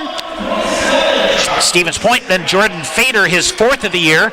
Luke McElhaney, Logan Fredericks, the goal at .348. That was the end of the night for Zach Quinn. And Sean, I officially now have it on record, Joel Marcoulier. Marcoulier. Okay. In net, we apologize, but thanks to the River Falls folks for humbly answering my question. Always nice when you say, how do you pronounce your goalie's last name? And they tell you, and others might say, I don't know, but Falcons with a strong response. And then Carter Rue, another Guzan main power play, goal for the Pointers. He's in double-digit scoring now with his 10th of the year from Luke McElhaney and Drew McLean.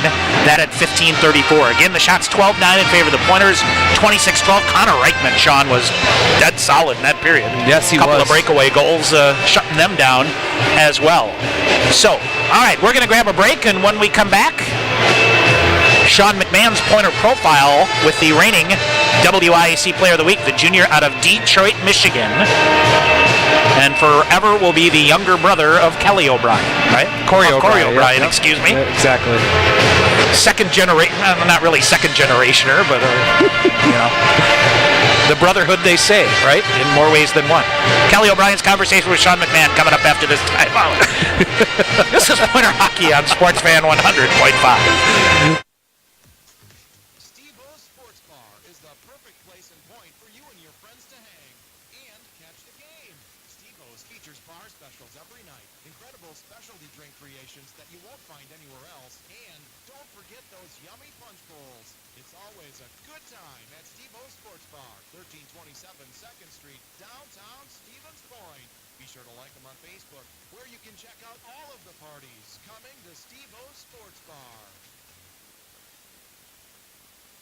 What do you call a truly great beer that's brewed with more taste, only 96 calories, and 3.2 carbs? We call it Miller Lite. What are you holding? Miller Lite. Hold true. Great beer, great responsibility. 2018 Miller Brewing Company, Milwaukee, Wisconsin. Average analysis 12 fluid ounces, less than 1 gram protein and 0 grams fat.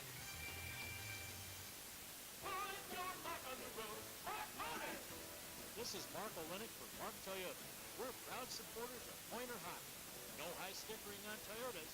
You can net big savings on Camrys, Corollas, RAV4s, Highlanders, Priuses. And check out our starting lineup of Tundra and Tacoma pickups with award-winning sales, service, and parts. Mark Toyota, corner of I-39 and Culver Beach, Village Park of Culver. Reporters Kelly Gazette and Stephen Post. All right. This is the season finale of Pointer Profiles right here. Kelly O'Brien is coming down in 3, 2, 1.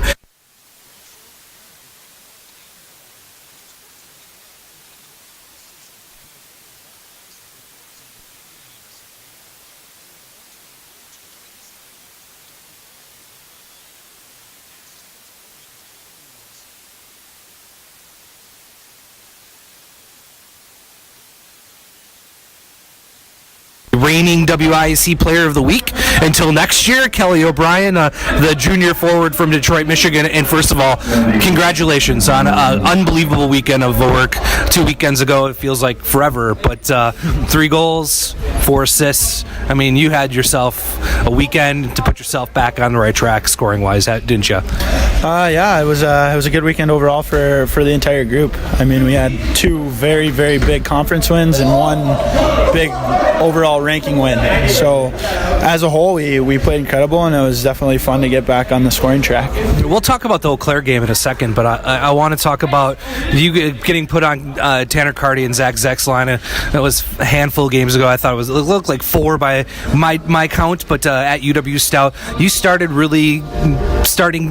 playing a little bit better, and I kept on telling Tommy, I mean, you can really see the confidence growing in your game. Talk a little bit about that and playing with those 2 guys. Whenever you get to play with talented guys with a great scoring touch, it makes the game a lot easier, and we all clicked right from the start. It was a pairing that none of us ever really played together before that. I mean, I think Carty and Zecker did, but I never played with really either of them, and it was just one of those things that we got thrown together on a Friday morning skate, and the next thing you know, we're 4 games later, and we're doing really well together, and it looks like it's going to stick. So, I mean, those guys are great players. They can make something happen every single shift, and every single shift is a blast. It's fun to be on the ice every single shift. 3 goals, I think, what was my count? 3 goals, 6 assists for 9 points in your last 4 games. What do they do on the ice that helps you find some room, or even you helping with the production, finding them on the ice? What's clicking?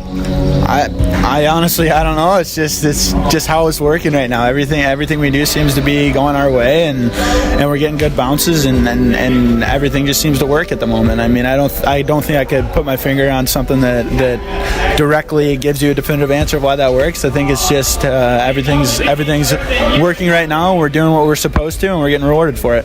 Let's talk about the Eau Claire game. Is that like a college hockey player's dream come true to go into a top 5 building and have the game that you had, and really, from, you could honestly say, from the 6-minute mark of that hockey game, give Eau Claire no chance at all to win that hockey game? It was an absolute whirlwind. Honestly, it was so much fun from the opening puck drop. I mean, everything went our way. Like I've been saying, it's been a trend, and everything worked for us. We did everything that we had to do, everything that we worked on. We had confidence in each other. It was amazing. Everything worked for everybody. It seemed like everybody was having the most fun that they've had this season, on the bench, on the ice, everything as well. And being able to have a high-scoring win against the number 3 team in the country really made a statement. And I think that really painted the picture for what's going forward. You guys, Coach Krieger challenged you guys before that game too. He talked to us about it, and for you guys to come out with that kind of effort, and it's got to feel better even on the road too, to do it at Hobbs and shut that big crowd down. Oh, absolutely. Playing on the road, as tough as it is, and being able to get a big win like that, Coach came in the locker room before the game and pretty much challenged us, saying, like, this is the time that you prove that you're actually capable of being a championship team, and we all took that to heart. We, in his words, we burnt the boats, which was we set our bus, and we went to work. There was no turning back, and everything played out. And after the game, he was the first one to tell us how proud he was. So it was amazing. It was a crazy night. I'm going to ask you. You're a junior now, so I'm going to ask you some tougher questions. I know, right? What have you learned this year in your game and in yourself and with this hockey team? What have I learned? I have to say that never give up.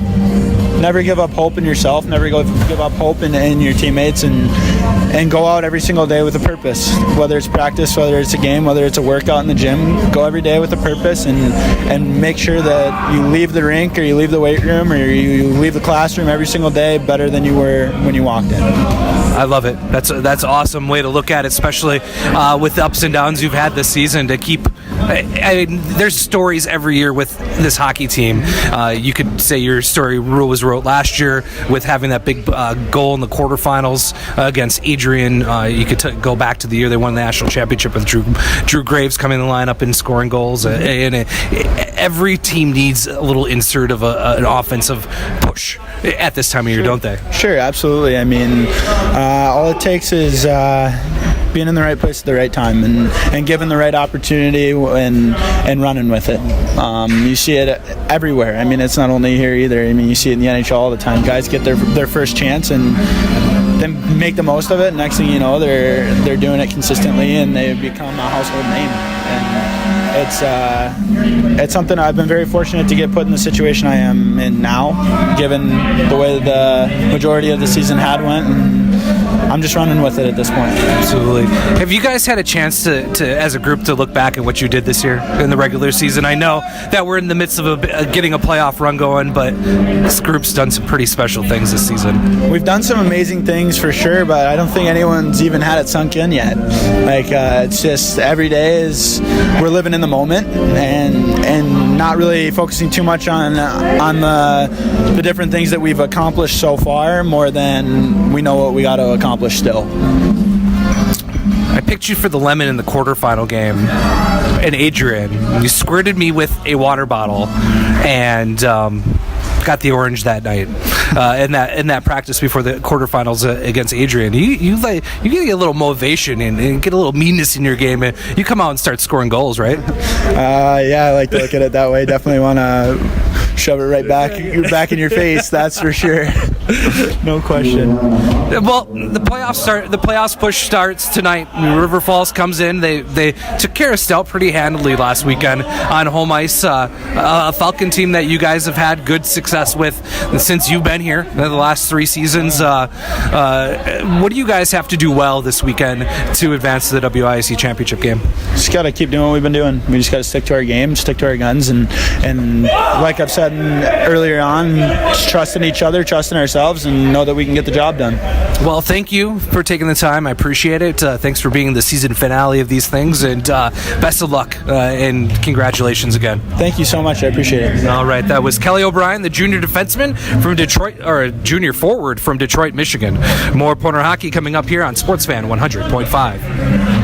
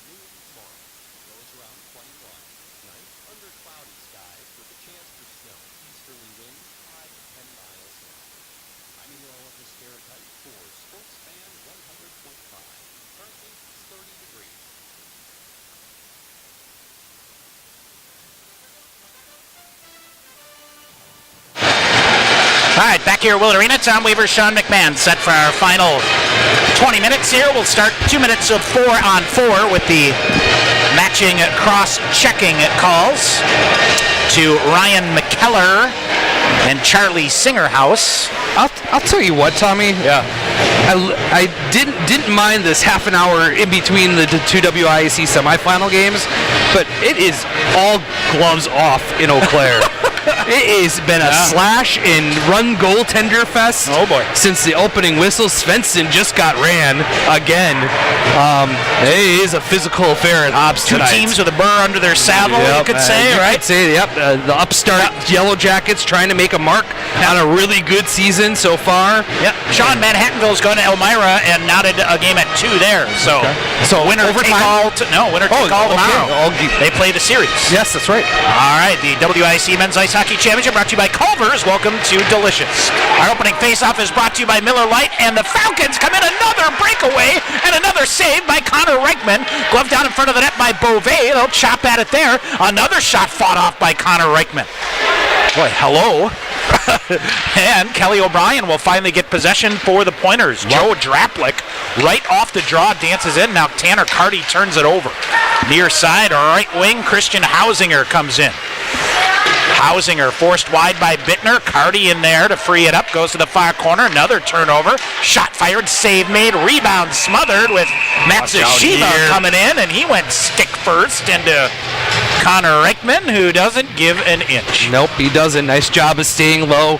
He's very aggressive, Tommy. We've seen it all season long where he gets out at the top of that crease, the top of that blue paint, gets down to the butterfly, takes away low, sees through traffic so well and didn't give an inch there as he had a couple Falcon defenders really trying to swipe home a rebound chance. John, I know you don't want to hear this, but Bucky lost 8-2 at Penn State.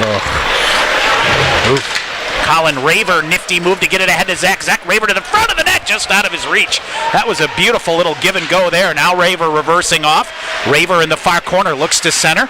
Boy, he's got it, gets a defender down, comes right in front, fires a shot. Marcoulier with a save, and a wraparound chance comes to Raver, couldn't pull the trigger. Caden Cahill will finally restore order for the Falcons, who comes out. Colin Raver has been a man on a mission here tonight. Now Falcons hold it in. Shot redirected. Rebound high in the air. Jammed out of midair by Cahill. Rebound to the far side. Danny Corrali will come up with it. He will stride out to the neutral zone and he will feather it into the Falcon end. 35 seconds remaining in a 4-on-4. They are midway through at Hobbs. Still scoreless, right? Yes, 0-0. Yep, Pointers thought they're going to get an icing call here. Cahill turnover coming. Shot. Save made by Reichman and the net's off.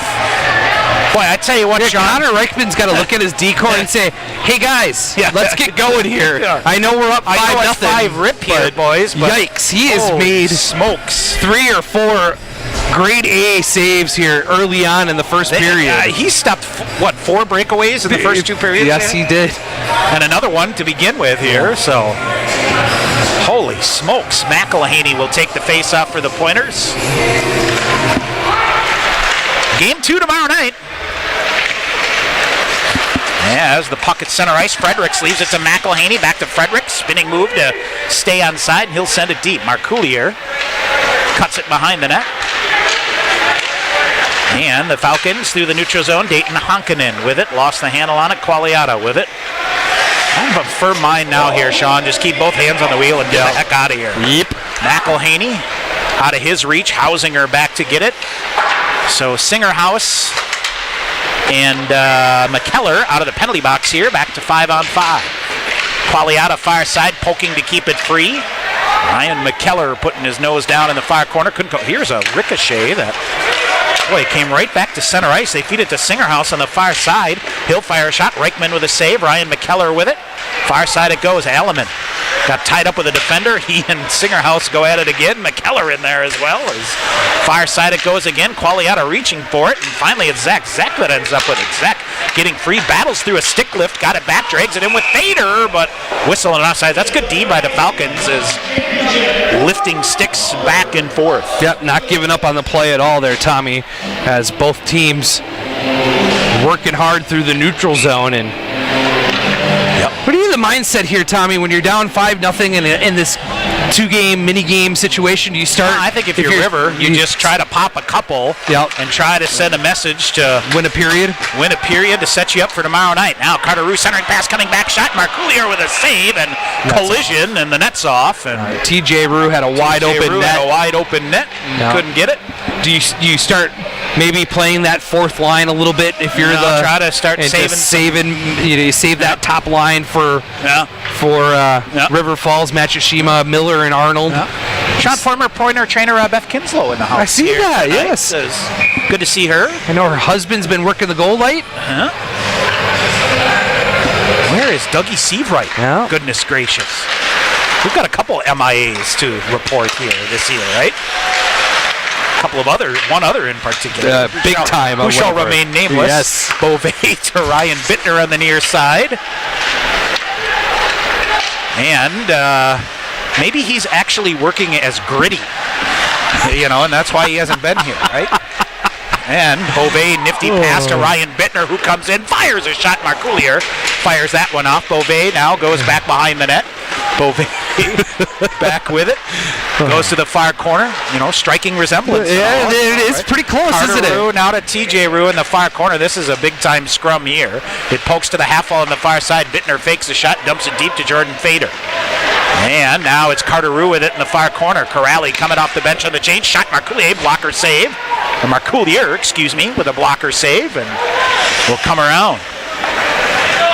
Puck loose near the River Falls blue line. They just overskate the puck. This is like possession no one wants. Ahead, it's Duffin with it. Sends it in. Ridden off there by Gutler. Round to the near corner. Brennan Miller after it. Matsushima gets there first. And he'll try to burst it out. They do on the far side. Arnold overskates it. Corrali sends it back right to Matsushima, but they're offsides on the play. And loose on the far side. And penalty call coming up here against the Pointers, I believe. Somebody took a run somewhere. I think Danny Corrali's going to get a slashing call. And a slashing call will come there. So, it is 15:33 to go here in the third. I think the Falcons just get on the board here. Yeah, absolutely. That's got to be their mindset. Miller going to the box, Tommy, for slashing.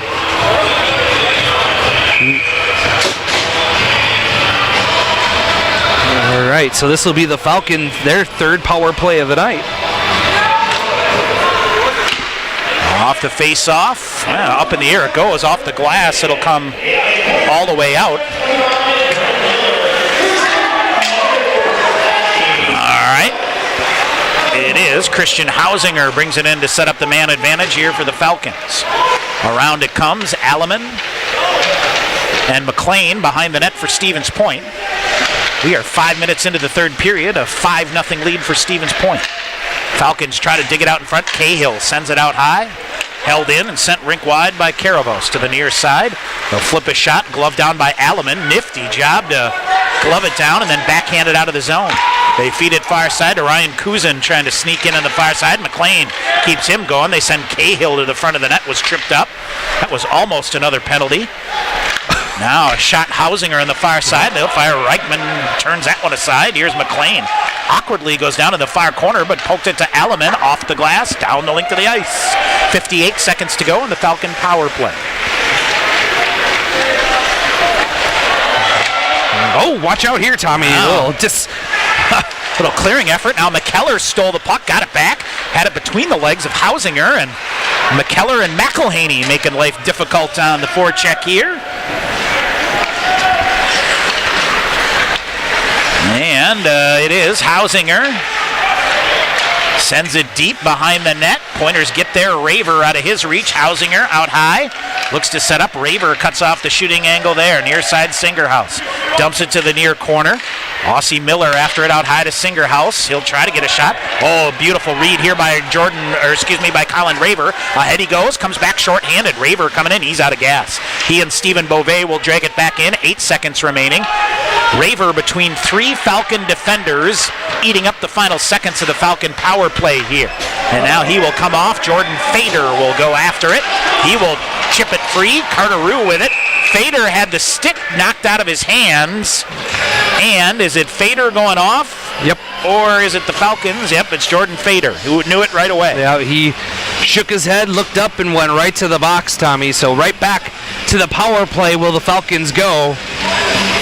All right, Sean. That's Fader for slashing. Congratulations to our colleague Chad Holmes, who's gotten the Central Wisconsin Storm to the state tournament. However, at the expense of the Wisconsin Valley Union, which is the Marshfield Point Rapids folks, right? Yes. So Storm, I think that might be their 11th straight year. Yikes. Something like that.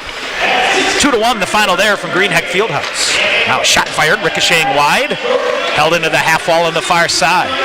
Toward McLean, they go deep. Oh, they'll come right back through. Shot fired wide. Falcons missed a wide open net. Austin Kelly ahead, and B.J. Duffin flipped it, but I think it got a piece of Brennan Miller on the way through the bench. Yeah, got a piece of the bench. As we'll get a face-off back down to the Pointer end with 1:43 remaining on the fourth power play of the night for the Falcons.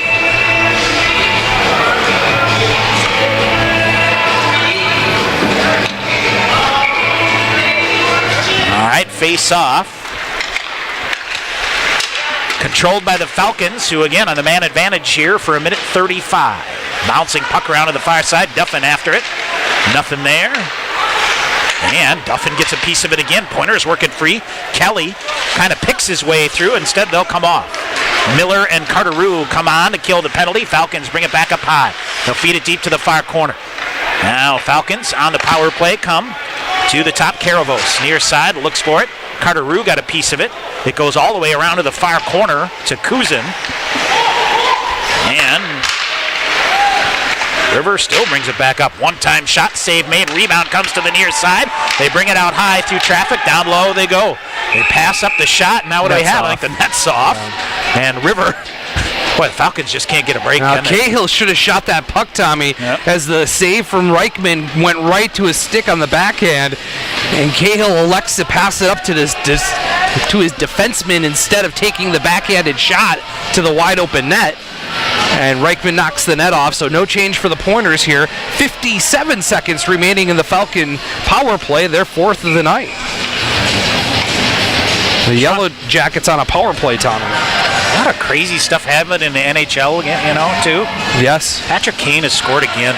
Has he really? 20 straight games. He's got 42 points in 20 games to get them back in the mix. Oh, Falcons try to dig it out of the face-off circle, but it's stuck underneath one of the Falcons. Alaman after it. They'll dig it out high to Hausinger. He'll send it penalty wide. coming up on the Falcons, Tommy. And or is it the Pointers? Coming up. It's against Stevens Point. Oh, boy. Marcoulier will come off, and it goes wide behind the net. Alaman will wait for it. He'll touch the puck up, and is he the guilty party with a roughing call? And the Falcons will have 37 seconds of a 5-on-3. This will be their second 5-on-3 of the night, Tommy, as it will be Alaman going to the box for the rough. So 37 seconds of a 5-on-3 power play, extended power play time here for the Falcons again tonight. Pointers letting this Falcon team breathe some air. They slam the door here. All right, off the face-off, Falcons control. They'll look to penalty coming up on the Falcons now. Now they will even it right back up with a hooking call. Hey, you give Tanner Carty an assist on that penalty as he yelled right at Jeremy Klobuchar. So it'll be now a 4-on-3 power play. So lots of open ice. Matsushima will go to the box for the Falcons. All right. 11:59 to go here in the third. 5-0 is the Stevens Point lead.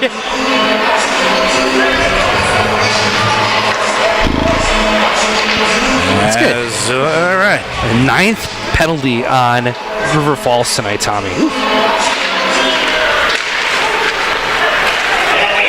All right, off the face-off, controlled by River Falls. So it's a 4-on-3 power play for 24 seconds. So Matsushima off on the hook. Boy, a lot of room out here. Austin Kelly out there, Ryan Bittner and Stephen Beauvais. They will psych it. Aussie Miller to the side of the net. He'll go to the front, nothing there. Singerhouse looks to shoot it. They'll bring it out high to Hausinger off his skate and out of the zone. It's going to allow it back to even up here at... Actually, Stevens Point's going to get a very brief power play coming out of this. Now, out of the penalty box, Tanner Carty. Stephen Beauvais slung it. Marcoulier will slip it around to the far side. Oh, boy. Tanner Carty licking his chops, but it was out in front of him, and now whistling a terrible offsides by the Falcons here with, let's see, 1:09 remaining on the 4-on-4.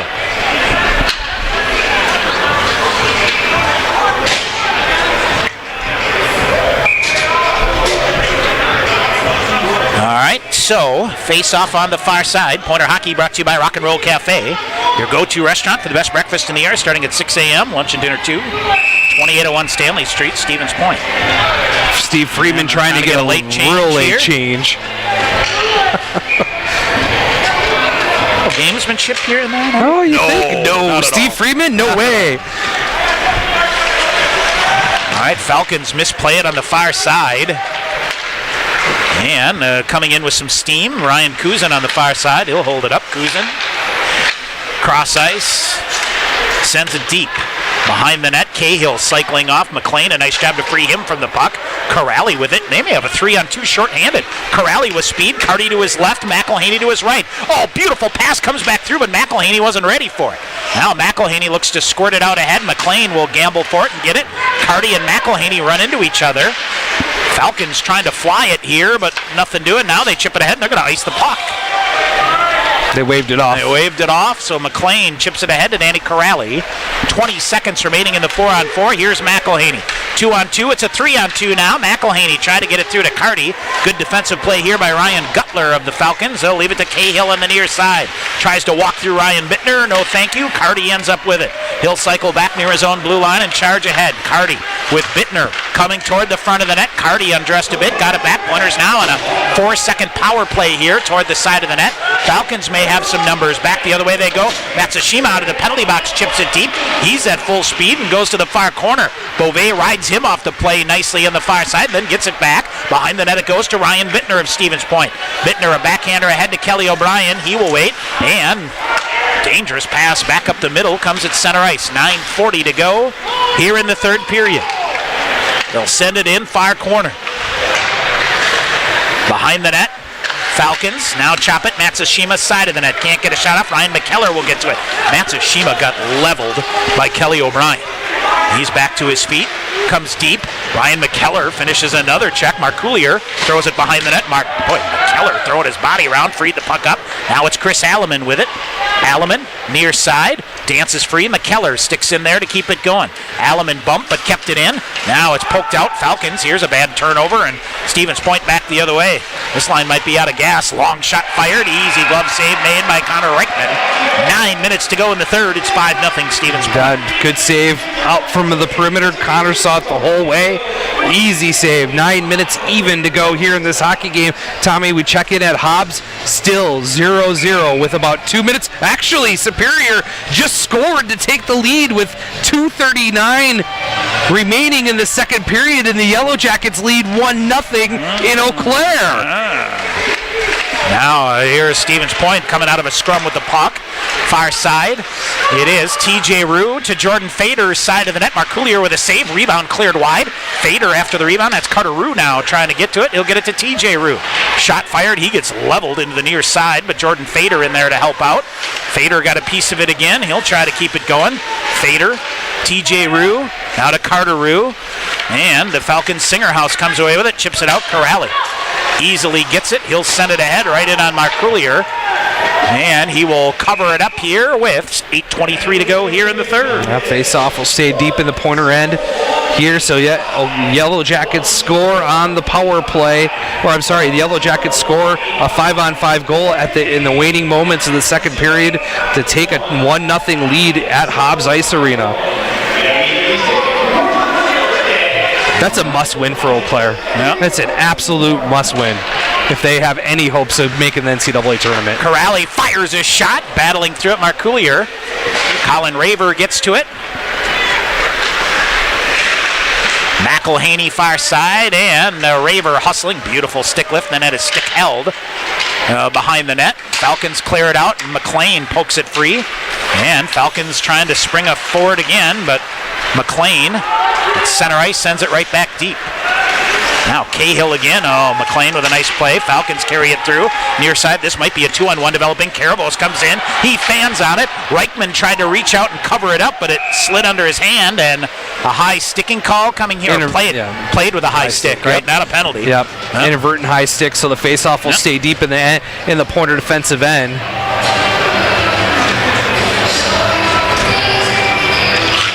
And we'll go back. We'll stay 5-on-5 here. 7:45 remaining here in the game with the Pointers leading 5-0 goals. 2 goals from Colin Raver, a power play goal from Stephen Qualiata, another goal from Jordan Fader, and another power play goal by Carter Rue. The difference in this hockey game tonight, Tom. All right, face off to the right side of Connor Reichman. And Duffin battling for it on the near side here. Gonna have a couple of ice packs necessary after this one, huh? Yes. Miller sends it deep. The aforementioned B.J. Duffin scrambling into the near corner. Austin Kelly in to help out there. Boy, this is the line early in the seat. Now Miller coming with a shot block. And his stick jam there. Penalty coming up on the Pointers. Penalty coming up here, and what do we have? I think it's gonna be an interference call on Millsy, Tommy. Brennan Miller. So Miller to the box, 7:18 to go. Falcons on the power play. Yep, another power play chance, Tommy. This is their 4th power play of the period.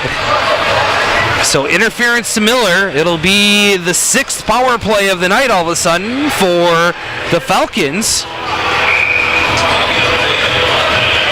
Sean Anton Svensson with 33 saves here. Yeah, he is standing on his head. Late stages of the second period. Off the draw, Bittner will turn and simply, calmly and coolly dump it down the length of the ice. So Miller for interference is the call. Falcons on their 6th power play of the night. Off the near wall, Falcons will chip it deep. McLean the first to get there for Stevens Point. He'll shove it ahead. McElhaney content to shovel it out on the far side. 1.5 remaining in the Falcon power play. With noticeably, Sean, no Eddie Matsushima out there on the power play. Near side coming back, Ryan Kuzin looks to set it up. This might be their number 2 unit. As Kuzin sends it deep into the near corner. Kuzin up the half wall on the near side now. Will come out high, feeds it back. And Singer or Frazee with it near side as Alleman gives him a hard time. McLean took it away. Far corner it goes. Out high it goes. There's a shot fired. Shot block made by McKellar. This penalty kill line is out a gas here for the Pointers.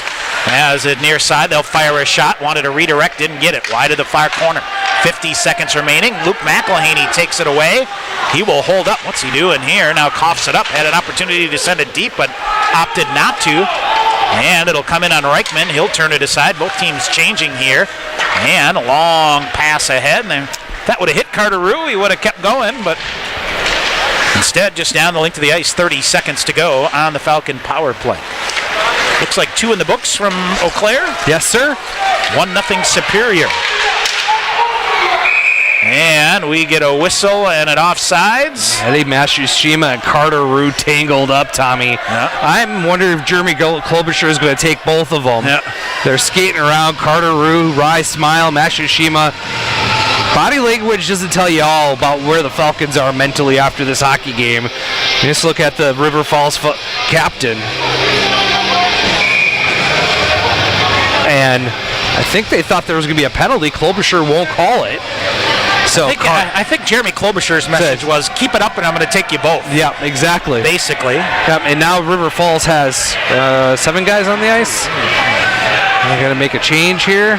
21 seconds remaining on the Brennan Miller penalty. Are you in the mindset of get this 538 out of the way and get the heck out of here? Yes, sir. Before anything else goofy happens in this yourself game. Up for tomorrow night. Now Carter Rue almost poked it away.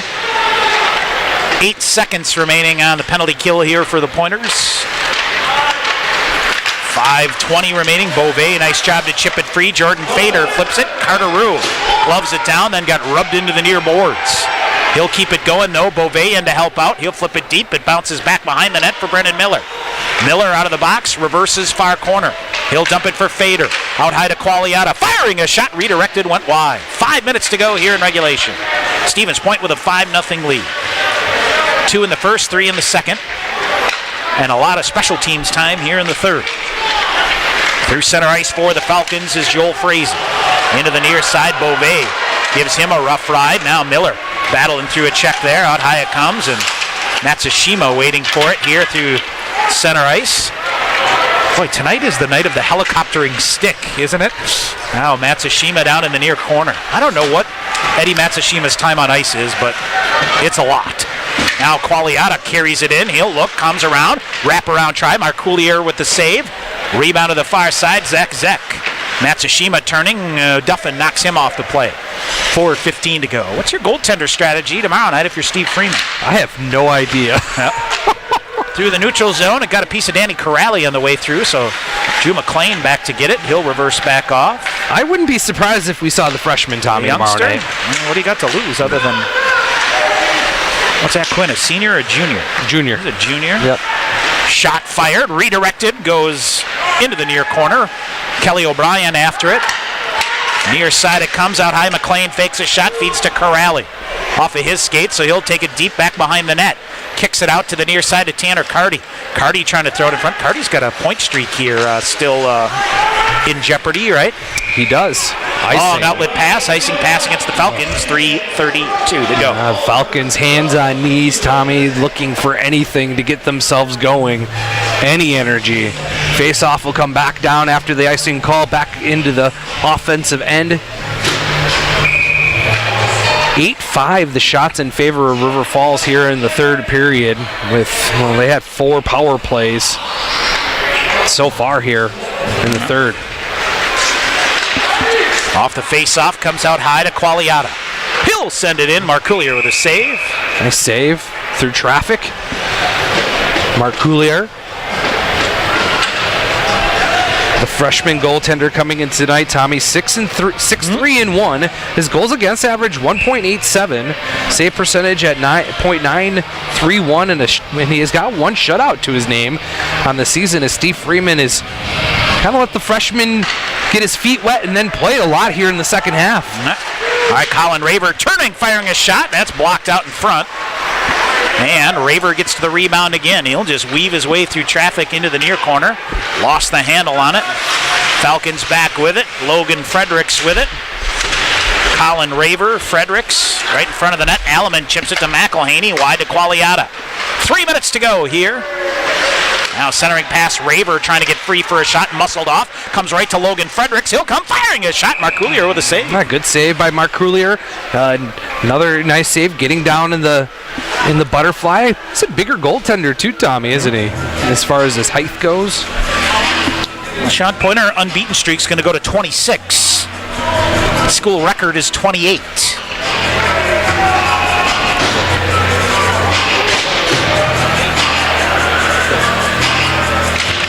And the winning streak will go to 18. School record, 24. Zek on the far side harpoons it in. Behind the net, Blake Anderson. Far corner, Zek takes it away. Goes to Carty. Carty chasing it down. Beauvais ends up with it. Red line on the near side. He'll shove it ahead. That ate up Zek. Zek on the far side. And Bittner puts the brakes on to control it. Slaps it cross ice to Beauvais. Ahead to Carty. Carty leaves it back to Zek. Zek with a shot. There's a block. Bittner with a bomb and a goal. Ryan Bittner from the far side. We'll have to see. That might get a point for Tanner Carty. The Pointers have put a 6-pack on the board. It's 6-0. Nice play by the Pointers. Good tic-tac-toe passing. River Falls napping in the defensive end. The rebound shot from Zach Zek comes right to Ryan Bittner. He blasts it home over the shoulder of Marcoulier, and it's 6-0 Stevens Point.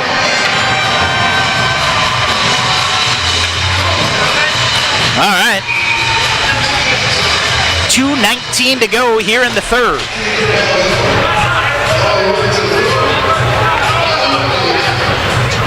That'll be Ryan's third goal of the season, Tommy, in his senior campaign. Yep. All right, Corrali ahead, Carter Rue, and TJ Rue's offsides. Fader waits now, and Rue, and I think Matsushima just evened it up. Took the last straw against Carter Rue here, and Stevens Point will go to the Guzan main power play. At 17, Tommy. Tanner Carty's point streak will continue as he'll get the primary assists on that goal from Ryan Bittner, his third of the year. Carty and Zach Zeck get the assists at 17:41. Not only did Carty had a 5-game multi-point streak going. We'll have to see. Qualiata, Zeck, they've gotten points here tonight, right? McElhaney, they all extend their... All right, Guzan main power play for the Pointers here as Matsushima goes off. Oh, McLean blows a tire. Watch out here, and McElhaney ends up with it, and he'll come back the other way. McElhaney. Saucer pass to McLean, who's back on his feet, drags it in, far side to McElhaney. He'll calm it off and leave it to Corrali. Skates along the blue line to the near side. He'll look to go deep with a backhander, instead rides it off. Here's Corrali. To the back of the net, he'll look to leave far corner, where he does. This is Carter Rue to TJ Rue.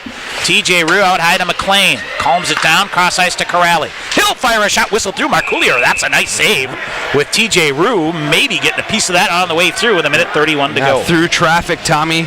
Nice save. And we'll get a face-off deep in the zone for the Pointers with 1:31 remaining in the game and 1:22 remaining in the 8th Guzan main power play. Sean Superior, 17-21 of the second. Troy McTavish, a power play goal. They lead at 1-0. Shots 33-21 in favor of the Blue Golds through 2 periods. There's a shot and a save made by Marcoullier. Nice face-off win that time, Tommy, by...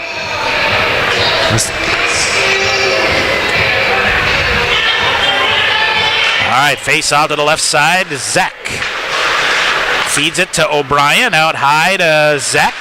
Zach with a shot through traffic. Marcoullier made a save and left a juicy rebound out there. Kelly O'Brien gets to it, now to Colin Raver. Raver sends it out high, cross ice to Qualiata. Qualiata comes near side, Carty.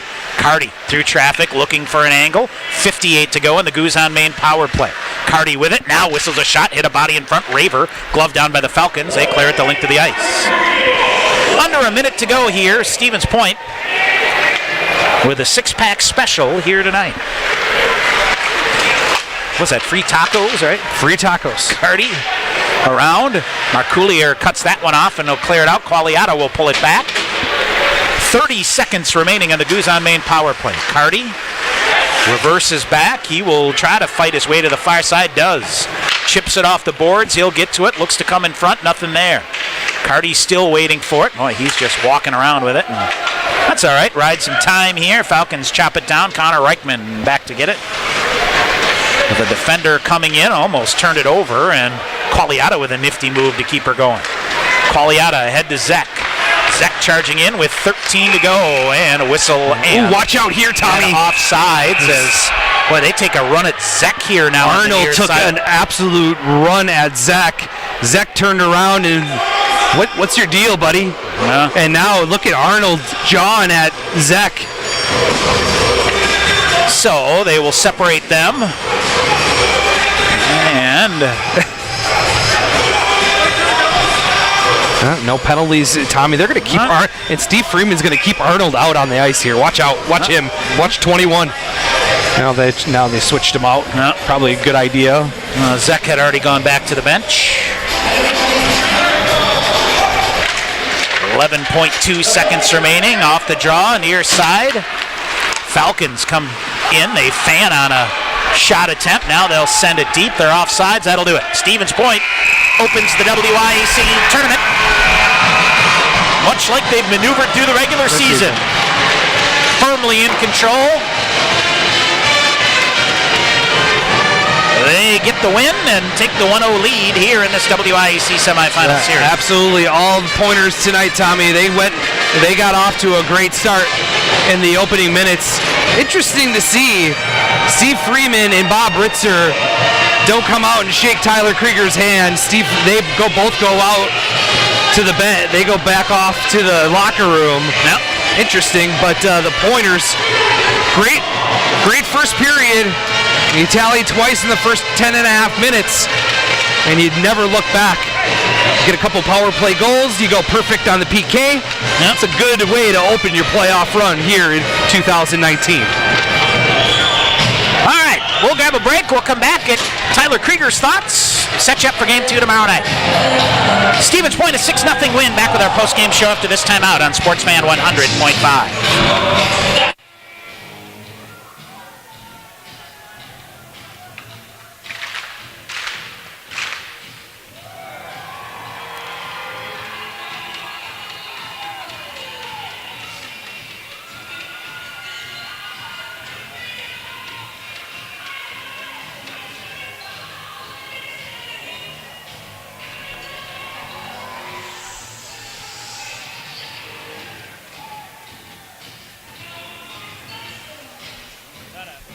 1-0 soup.